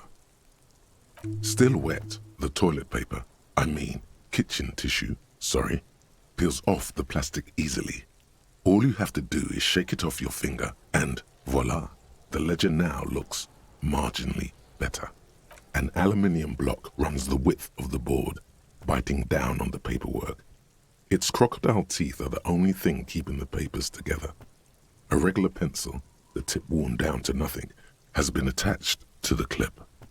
The surface is interrupted by a silvery sticker. It's rectangular, sparkling with iridescence. You don't know how you didn't notice it before. What? That thing. It's a halogen watermark. We use it for adding information to RCM property. It depends. Aside from an anti-counterfeiting stamp, mine has my station number and address. The information varies by date of issue. How many years you've been on the force, he's thinking. It'll have that. Any capable light with the right wavelength will do. All RCM vehicles have headlights designed to reveal halogen watermarks. Mine too. This means you can read the watermarks if you just turn the lights on. Okay. While a bunch of sodden papers sag from the clipboard in your hand, it's a sorry sight. They're not exactly white. They're yellowed in patches by sunlight and alcohol and covered in dense blue handwriting. Ink escapes into watercolor patterns, reaching its tendrils across entire pages. The paper itself is checkered with faint red lines forming short paragraphs. Once in a while, there's a red stamp that exclaims, "Case files commit to paper." The case files themselves are plenty. You count more than 100 sodden, crumpled up, earmarked pages falling apart in your hands. They appear to be sufficiently organized and extremely dense, if mostly illegible. Work, strife, poverty, the Jamrock Quarter. These are handwritten logs of investigations dating back to January 51, this year. The exact number is hard to estimate due to missing pages and an odd naming convention. But there are at least 20, maybe 30 cases undertaken, not completed, mind you. It's the middle of March. You have attempted 2 cases a week on average.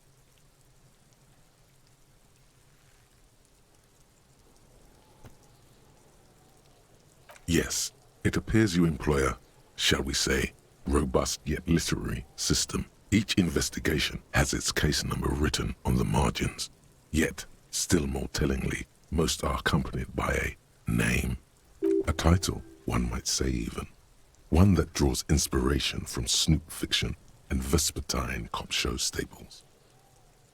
Yes, all caps. One is called The Next World Mural. Another, The Square Bullet Hole Murders. Another yet, The Unsolvable Case. Others appear more light-hearted. The guys on a couch in an unexpected location and the murder at the hookah parlor. Even the rare article-free collapsing tenement. Murder features prominently throughout. It's going to take an effort to piece these case files together, but it can be done.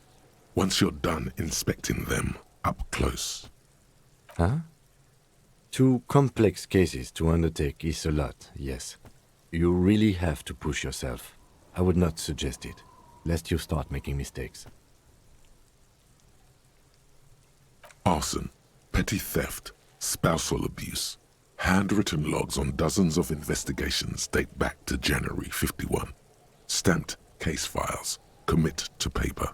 These are your last couple of months in Revachol, Precinct 41, Jamrock Quarter.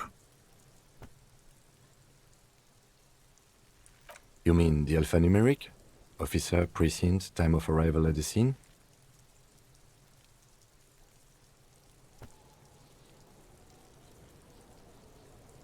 Good. That's a good one. But do you also use the titular?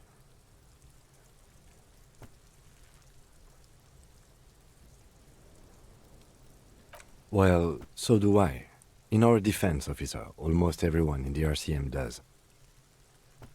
It's a holdover from the early days of the RCM, right after the revolution, when the organization had little idea how to do things. It persists in an unofficial capacity. Officers use these titles to refer to their work among themselves. Again, in your defense, I seem to have named one the man with the hole in his head. That was a real person. His death was real. Still, I named it that, to amuse myself. I pray his loved ones never find out. Rail spiked through the head. He died. It was a workplace accident. There is, for precisely one more. 15 pages near the end remain untouched by the damage. The checkered grid forms a structure of passages, breaking the case into subtasks to accomplish.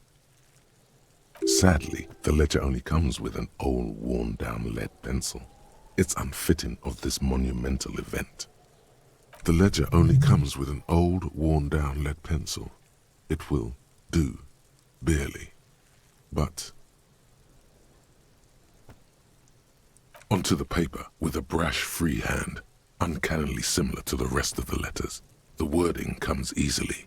It's almost robotically simple, a language developed for mental rigor and simplicity. Inspect the victim's body. Interview the cafeteria manager. It's not exactly poetry, but poetry would be out of place.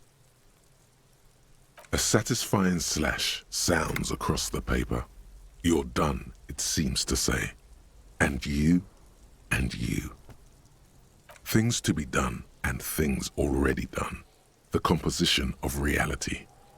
This is an extremely useful tool for a detective of the citizens' militia. Now all that remains is to name the case. No, actually. Any ideas?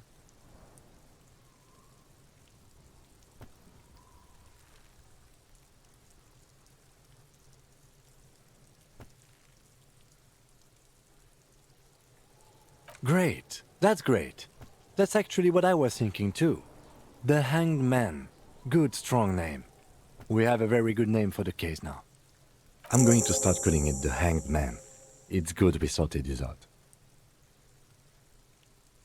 You don't exactly close them, so much as distance yourself from the smelly papers.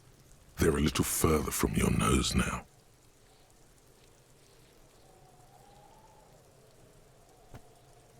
In the back, you see thin, translucent copier paper. Some neon yellow, some bright red, all covered in boxes, like marching armies. These look like official forms, waiting to be filled out. Then rip them from the binder and hand them out, according to type of form. 3. The topmost are misconduct fines, the middle ones are station calls, and the bottommost are field autopsy forms. Each is easy enough to make sense of. You don't have to be an intellectual giant to do police work.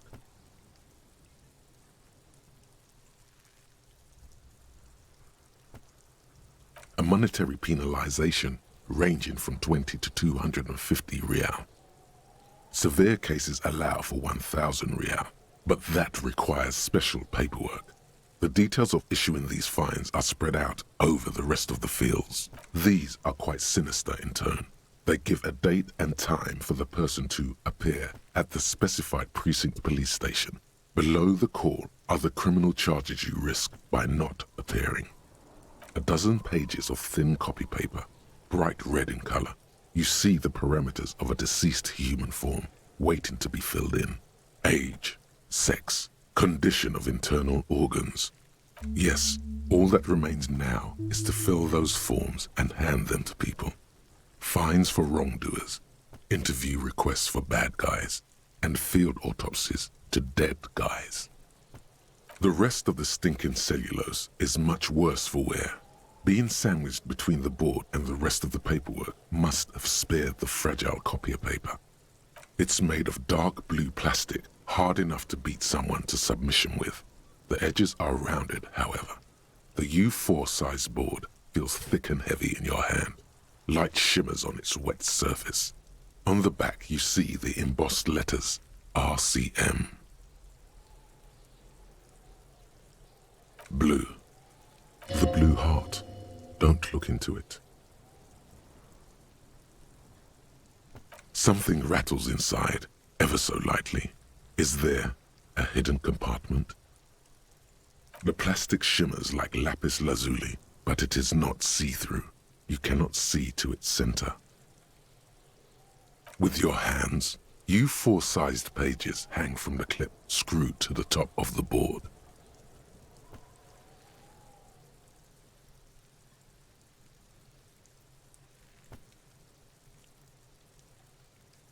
The acidic stench of rotting food is rubbed off on the cellulose.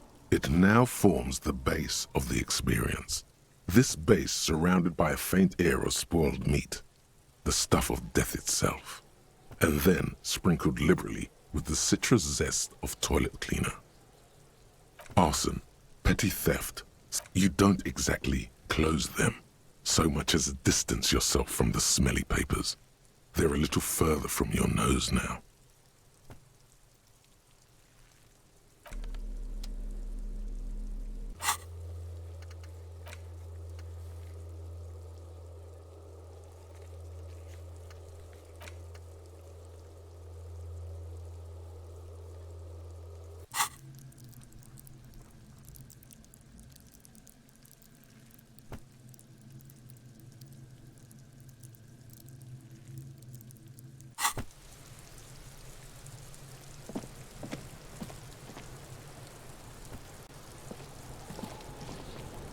Fuck does Kuno care?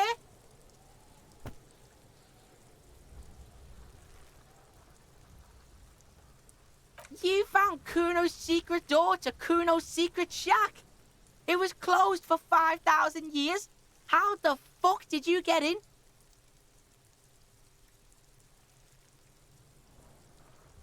Shit. Get the fuck out of here. You can't do that. He can't do that, Kuno. He's trying to fuck at you again. Pigs can't displace. Can't do that teleport shit. How did you like it in there, pig old boy? Kuno's got a lot of cool shit there, right?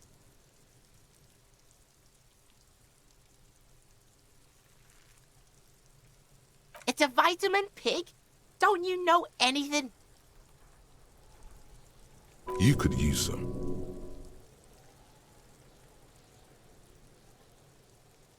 Yeah, it's the mag. You fucking need that shit to stay on top of your game. Kuno goes through like a tube a day, rips mag like a motherfucker, and you could use a battle. Oh, don't teach him, Kuno. He's gonna use it against you, Kuno. You're not getting this, pig. It completely takes away the hangover. It's like you didn't do anything. Like you stayed home playing with your choo-choo. Fuck you, pig. Don't do mag. You're gonna OD and you're gonna fucking die. That's where Kuno gets his daily hit of electric. Kuno Shazam. Kuno rides the fucking lightning in there, pig. Bet you'd like to ride the lightning too, wouldn't you? You feel tired and old, but you could have that sparkle in your eyes. Oh, that? Kuno decapitates pigs. That's just a Kuno demo tape.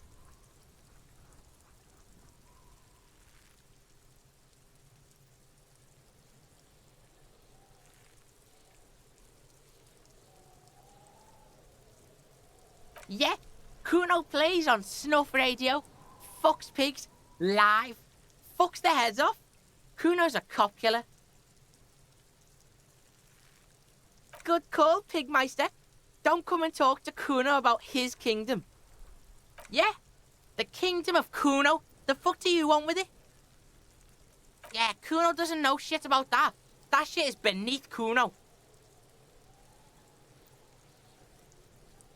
Listen, listen. Kuno doesn't care about this small-time shit. Just listen.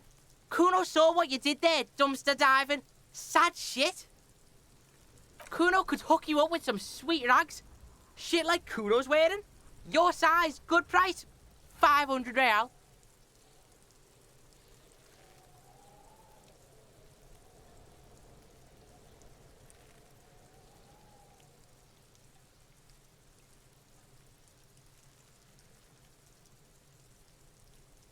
Look, Kuno ain't seen shit lying around, except for that up there.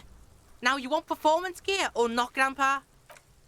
The lieutenant remains silent, but his expression couldn't say, "I told you so," any louder.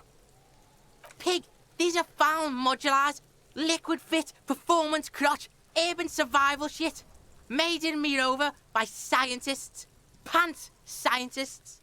Believe it, you need this shit.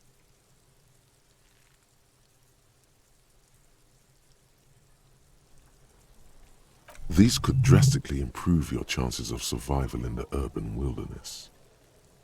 Coach Physical Instrument endorses these pants. They are tartan ready. They will also make you into an idiot.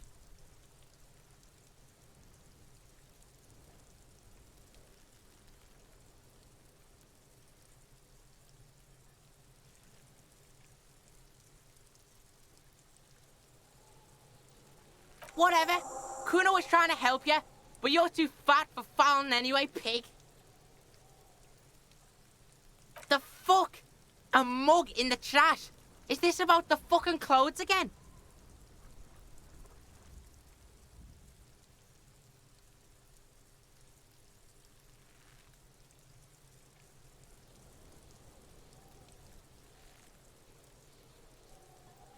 Yeah, Kuno sees where this is going. Kuno's got that fast brain.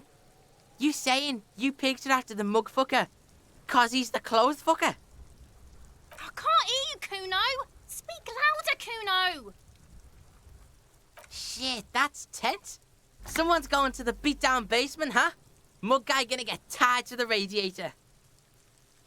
Kuno doesn't know who put that shit in there. And if he did, he wouldn't squeal. But if you find out, maybe you can... Stop turning into a pig, Kuno. They're trying to get you hooked on the snitching. Get away from my Kuno. Yeah? Get your bacon shit away. Kuno doesn't like to be seen with the popo. Get your shit done and out of Kuno's face. Dunno. Kiptas gardener used to work there. Yeah, that's what Kuno said. She couldn't handle the heat, so she took off. Kuno can take it. Shit's nothing to Kuno. Look, Kuno doesn't explain shit. Kuno just says shit. Yeah, her. Yeah, whatever. Kuno doesn't give a shit. The fuck do you want with it? Good call, Pigmeister. Kuno doesn't fucking care.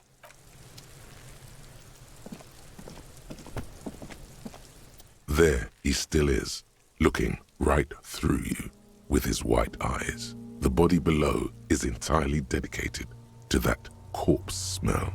Emitting it is all it does now.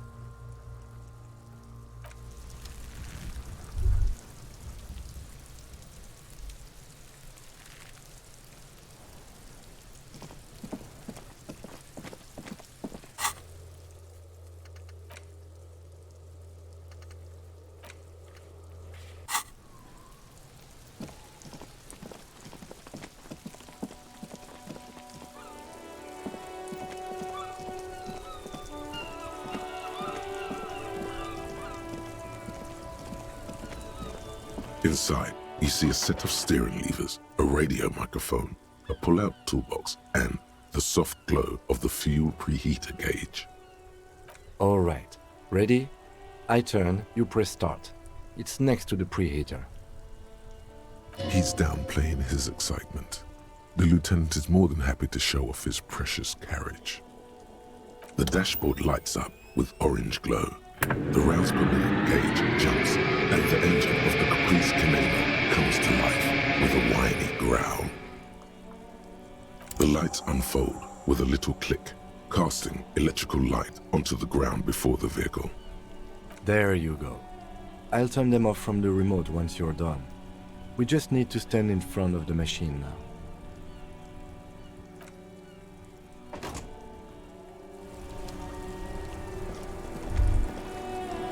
As you hold your ledger's clip under the headlamp, a shimmering iridescent pattern appears, one you've definitely seen before.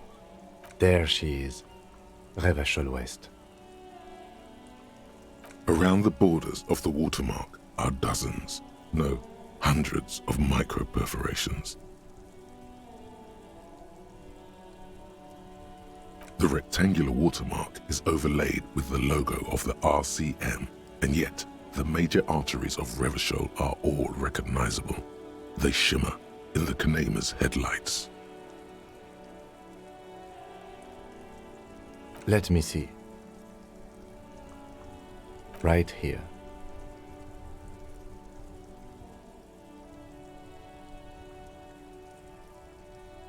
Oh yes, Coal City, Le Royaume, the burnt-out quarter.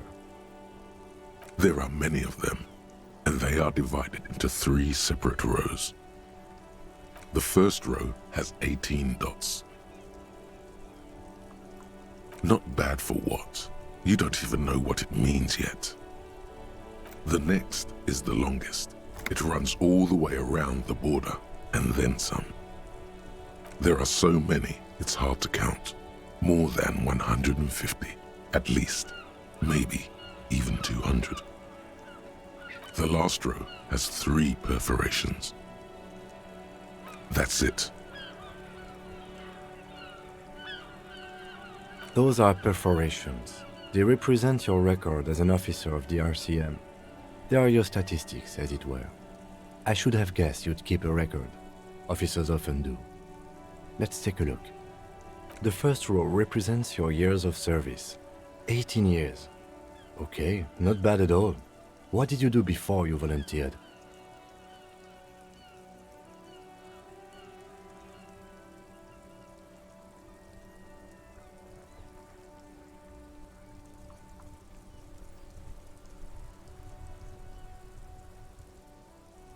Yes, that does seem quite likely. Your youth coincided with some heady days for Revachol. But let's move on, shall we? This next row, the one that wraps all the way around, is your number of closed cases. Closed is good. It means finished. You've got, let's see... Wow, more than 200. It's quite a lot, even for someone who's been on the force for nearly 2 decades. Usually, clearing more than 10 cases a year puts you in the 90th percentile of all RCM officers. Call it what you want. You were a valuable member of your precinct. Now, let's look at the last row. Right. Those are your confirmed kills. You've got precisely 3 perforations there. For an RCM officer, especially Precinct 41, which is in the Jamrock quarter, it's rather tame. I mean that in a good way. There are certain officers who treat their kills like some kind of ghoulish game. If they do happen to solve a case, it's usually by accident.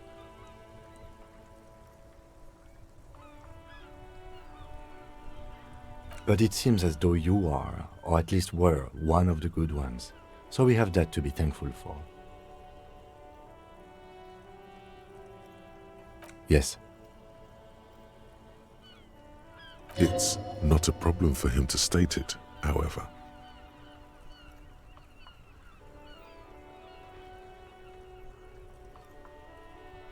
Everyone has their own method of coping, some more effective or self-destructive than others. Personally, I find it helps to keep up a few hobbies. Oh, this and that. Let's not get into it now. Why not gardening? You've already got the gloves. It's meant in earnest. Please don't mistake it for a jab. The lieutenant nods. Right. I'll go turn off the lights.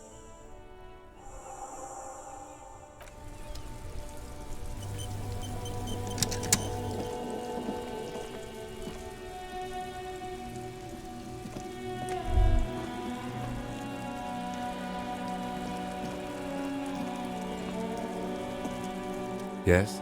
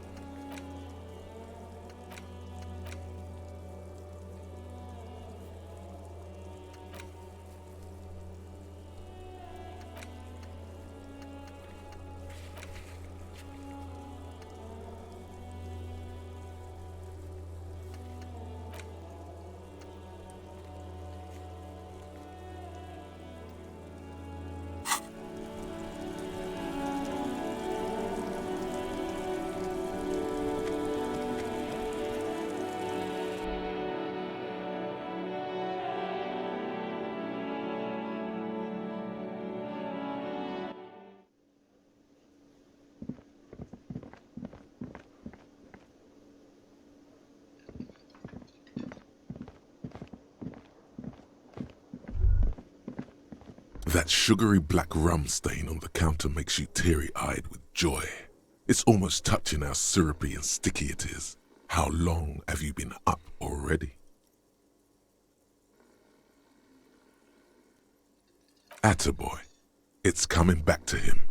You had your mesolimbic reward pathway worried there, not thinking about drinking all that time. It was like you weren't yourself.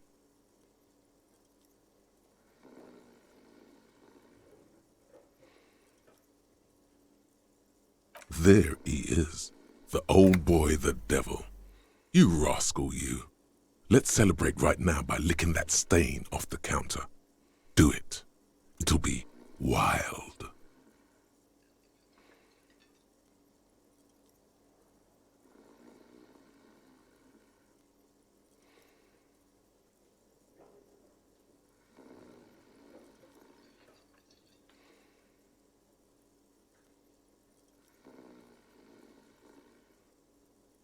Calmly, the lieutenant looks out of the window, then to you, licking the tasty rum stain off the counter, but only a little, then out of the window again. What are you doing?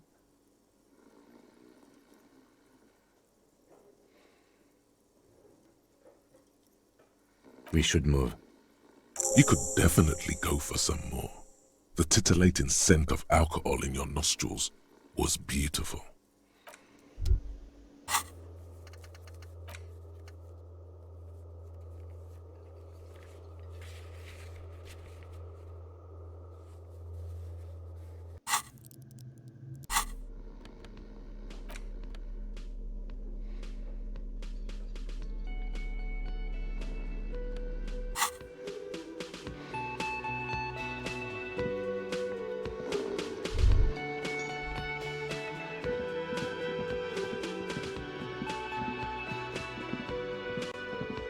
Can I help you?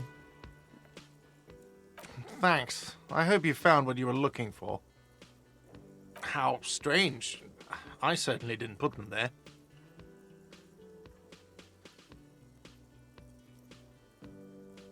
The trash collection service? CS Municipal. I don't see why they would put anything in the trash, though. Ah, the elusive CS Municipal. I doubt we'll be able to track down who was sent here last and when. This will have to be one of those little threats that solves itself down the road. Thank you anyway. Sylvie had the keys before I got here, and I can vouch for her. I can vouch for all my staff. None of us would tamper with the crime scene. Yes?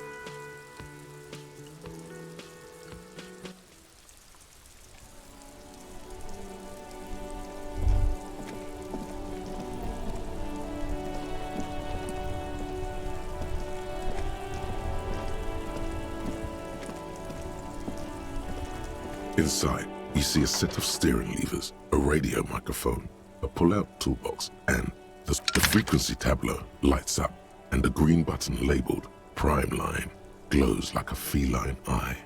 And then you hear something. The soft purr of electrical kittens, radio waves cast far and wide over the metropolis.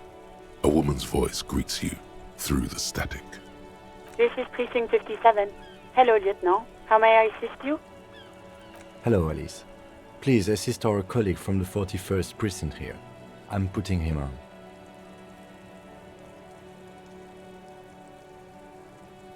This is Officer Alice Demetri, Precinct 57. How may I assist you?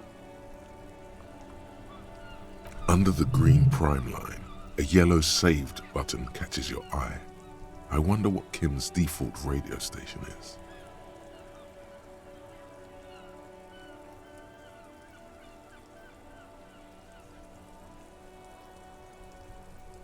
Of course. What is the number, officer? Yes, hold on. Her number is 005 1944 298. Received. Hold on, officer.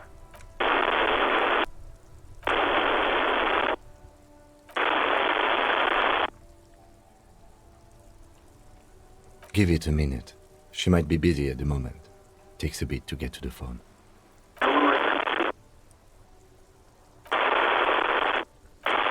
Officer, I have Sylvie Malaika on the line for you. Yes, hello?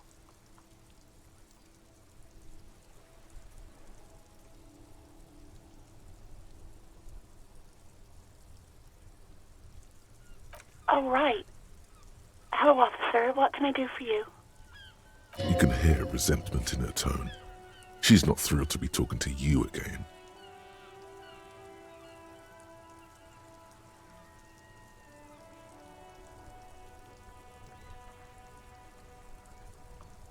No, not me.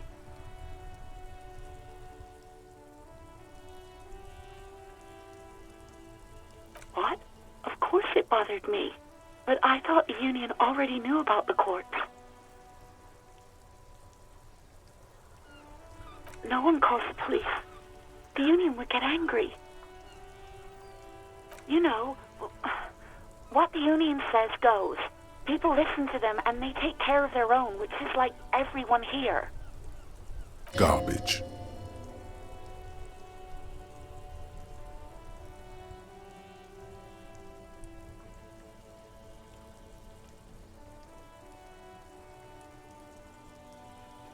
I don't know what to tell you, officer. I didn't call you because I didn't want to get in trouble with the others. With the union. I'm sorry about that. No, sorry. I don't. Not a lot of people have phones around here. Copper thieves take the wires. People don't have the money to have the cables put in again. They use the union's phone, or the one on the coast. It was someone else. We'll find them sooner or later, officer. It just might take a while. Yeah, go on.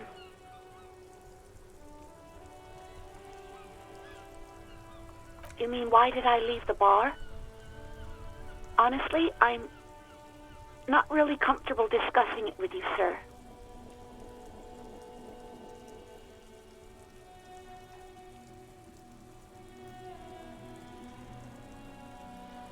Maybe, I don't know.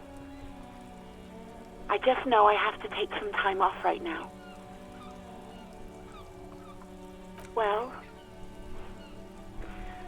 you tried to jam it down the toilet, sir, clogging it completely. After I had unclogged the toilet and retrieved the paperwork, I threw it out in the trash, thinking you didn't need it. I am sorry about that. Anything else, Detective?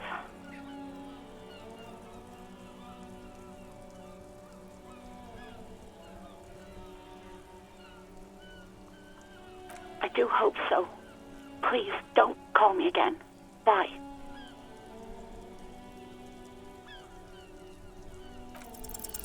No, she doesn't have a problem with you. It must be someone else she's angry about. Some other guy, like Gart.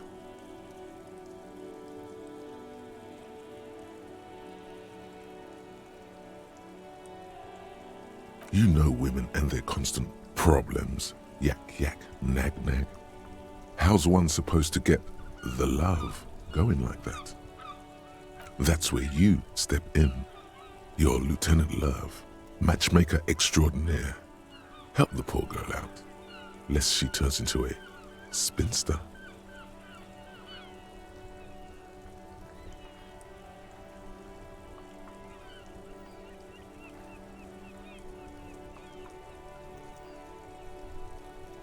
What misogyny? I'm just telling things the way they are. Can't a man be honest in his own head anymore? You have to act, Lieutenant Love. You have to calm that hysteric down. Tell it you've got everything under control. Then go and have a little boys' talk with God himself. Think you can do that, Lieutenant Love?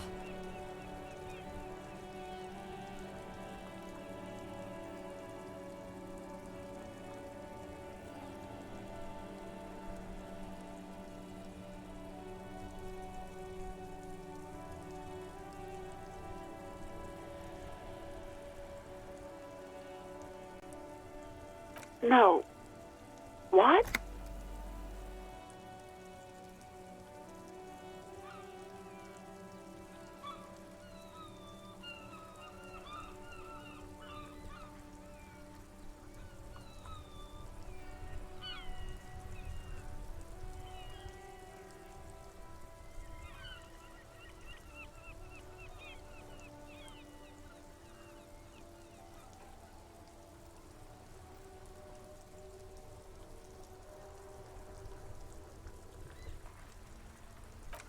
Oh, God. Please, just stay out of my life. What? What is it? Call was terminated by the other party. Anything else, officer? It's on. The love quest is on. Too late, everyone. It's on. Take it to God now.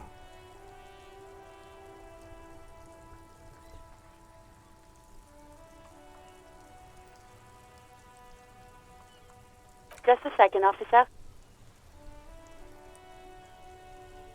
10-2, 10-5. This is 41st. Come in. Over. A scrawny old man sits in a dusty cubicle, smoking, with a large white rectangle sewn on his vest. In front of him is a box-shaped apparatus with an array of wires and antennas. The radio switchboard. 10-4, what's your status? Over.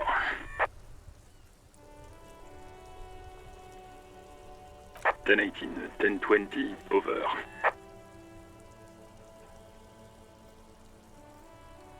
Ten 18, 10-20, over. State your message, sir. Over.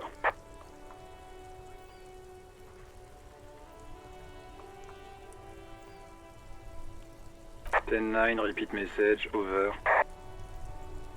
10-4, message received. This is a very serious situation. I need to 10-22 the captain, over. Is it him? What does he want? Says he lost his badge and needs to report it. He what? He lost his badge? Who lost his badge? Dick fucking Mullen. Who do you think? It's Officer Dick Mullen from the bestseller Dick Mullen and the Lost Identity. Dick Mullen is not your name. It's the name of a fictional detective who would not lose his badge. Defend yourself. Immediately. They're laughing at you.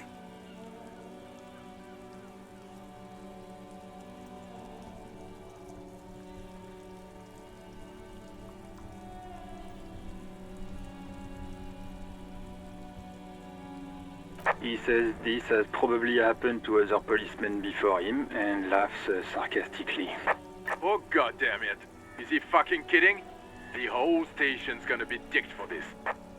Satellite Officer Vikmar is wondering if you might be joking and adds that this tarnishes the reputation of the entire station. Over. Mullen dicked us.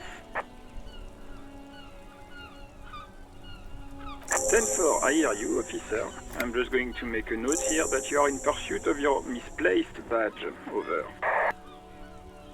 Fuck me. Mac, come here. You've got to hear this. Dick Mullen lost his badge. What's going on? Super Copy lost his badge. He lost his what now? His badge. He lost his goddamn fucking badge. 10-9, come again. I didn't get that. Over. New heights even for Captain Sober. Ask him. Ask him if he's lost his gun, too.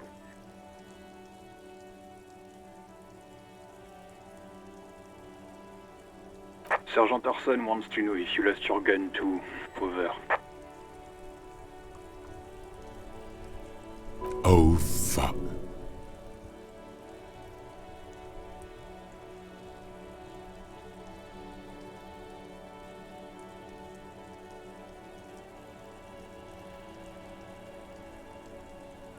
Then 1, you're breaking up. 10-9, repeat please. Over. 10-9, come in officer. Over.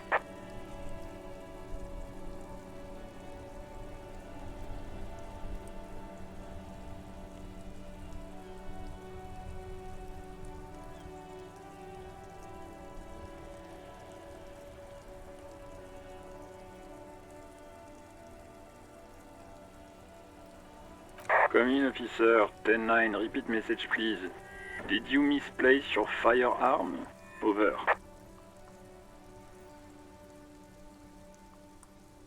The silence is almost deafening after you flick off the switch, severing the connection. That did not go well. I guess the important thing is that you followed protocol and reported your lost items. Did we need anything else here?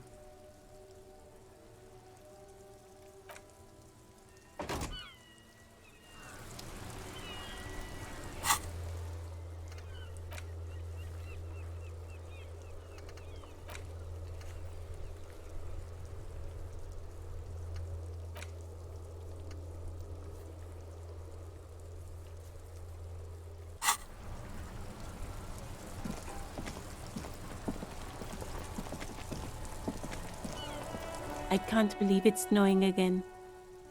It felt like springtime just a few days ago.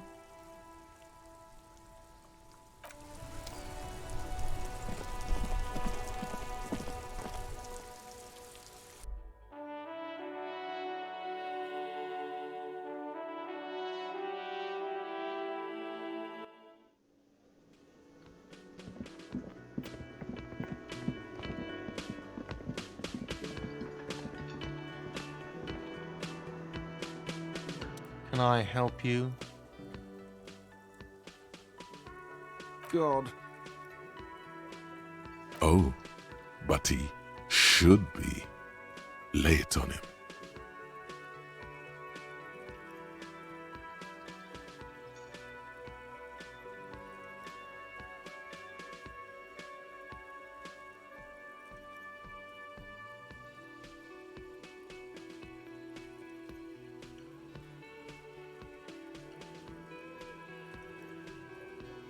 Life doesn't have a back button. Now get off your ass and speak the truth about Sylvie the whore.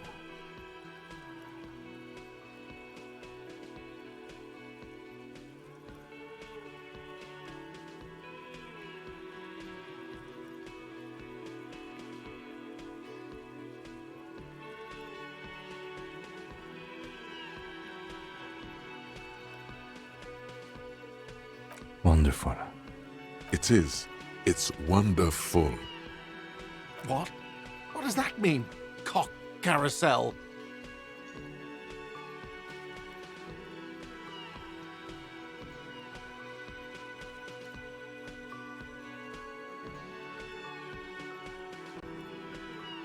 Huh?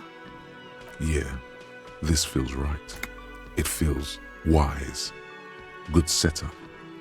Now speak the real shit.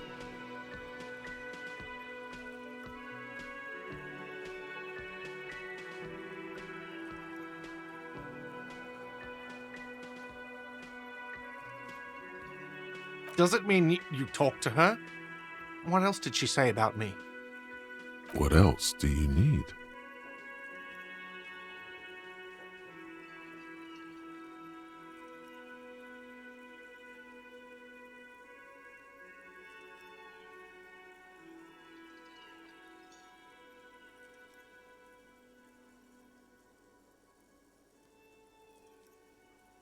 He looks at you, spinning your arms, then leans on the corner and sighs. His head drops between the shoulders, heavy and defeated. She broke the bird, you know. The great skewer. I found it on the ground with a broken wing. On the morning she left. I should have known. It was her way of telling me to piss off. I should stuff it up my arse. Or you broke the bird. It can also be that. I think Sylvie even. Yes, the bird is connected to this. It's a symbol of hope, and she broke it.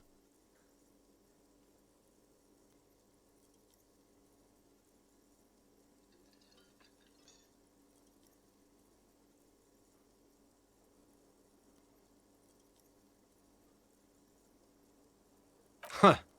Cock carousel. I think I understand now.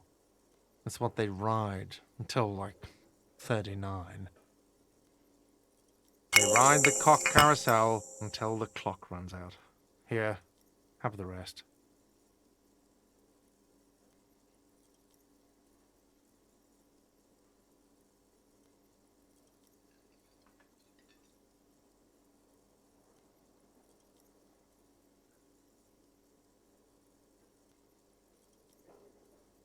Now, let me have a drink and think about this shit for a moment. On my own. And there we have it. Isn't that beautiful? Another situation fixed by Dr. Love.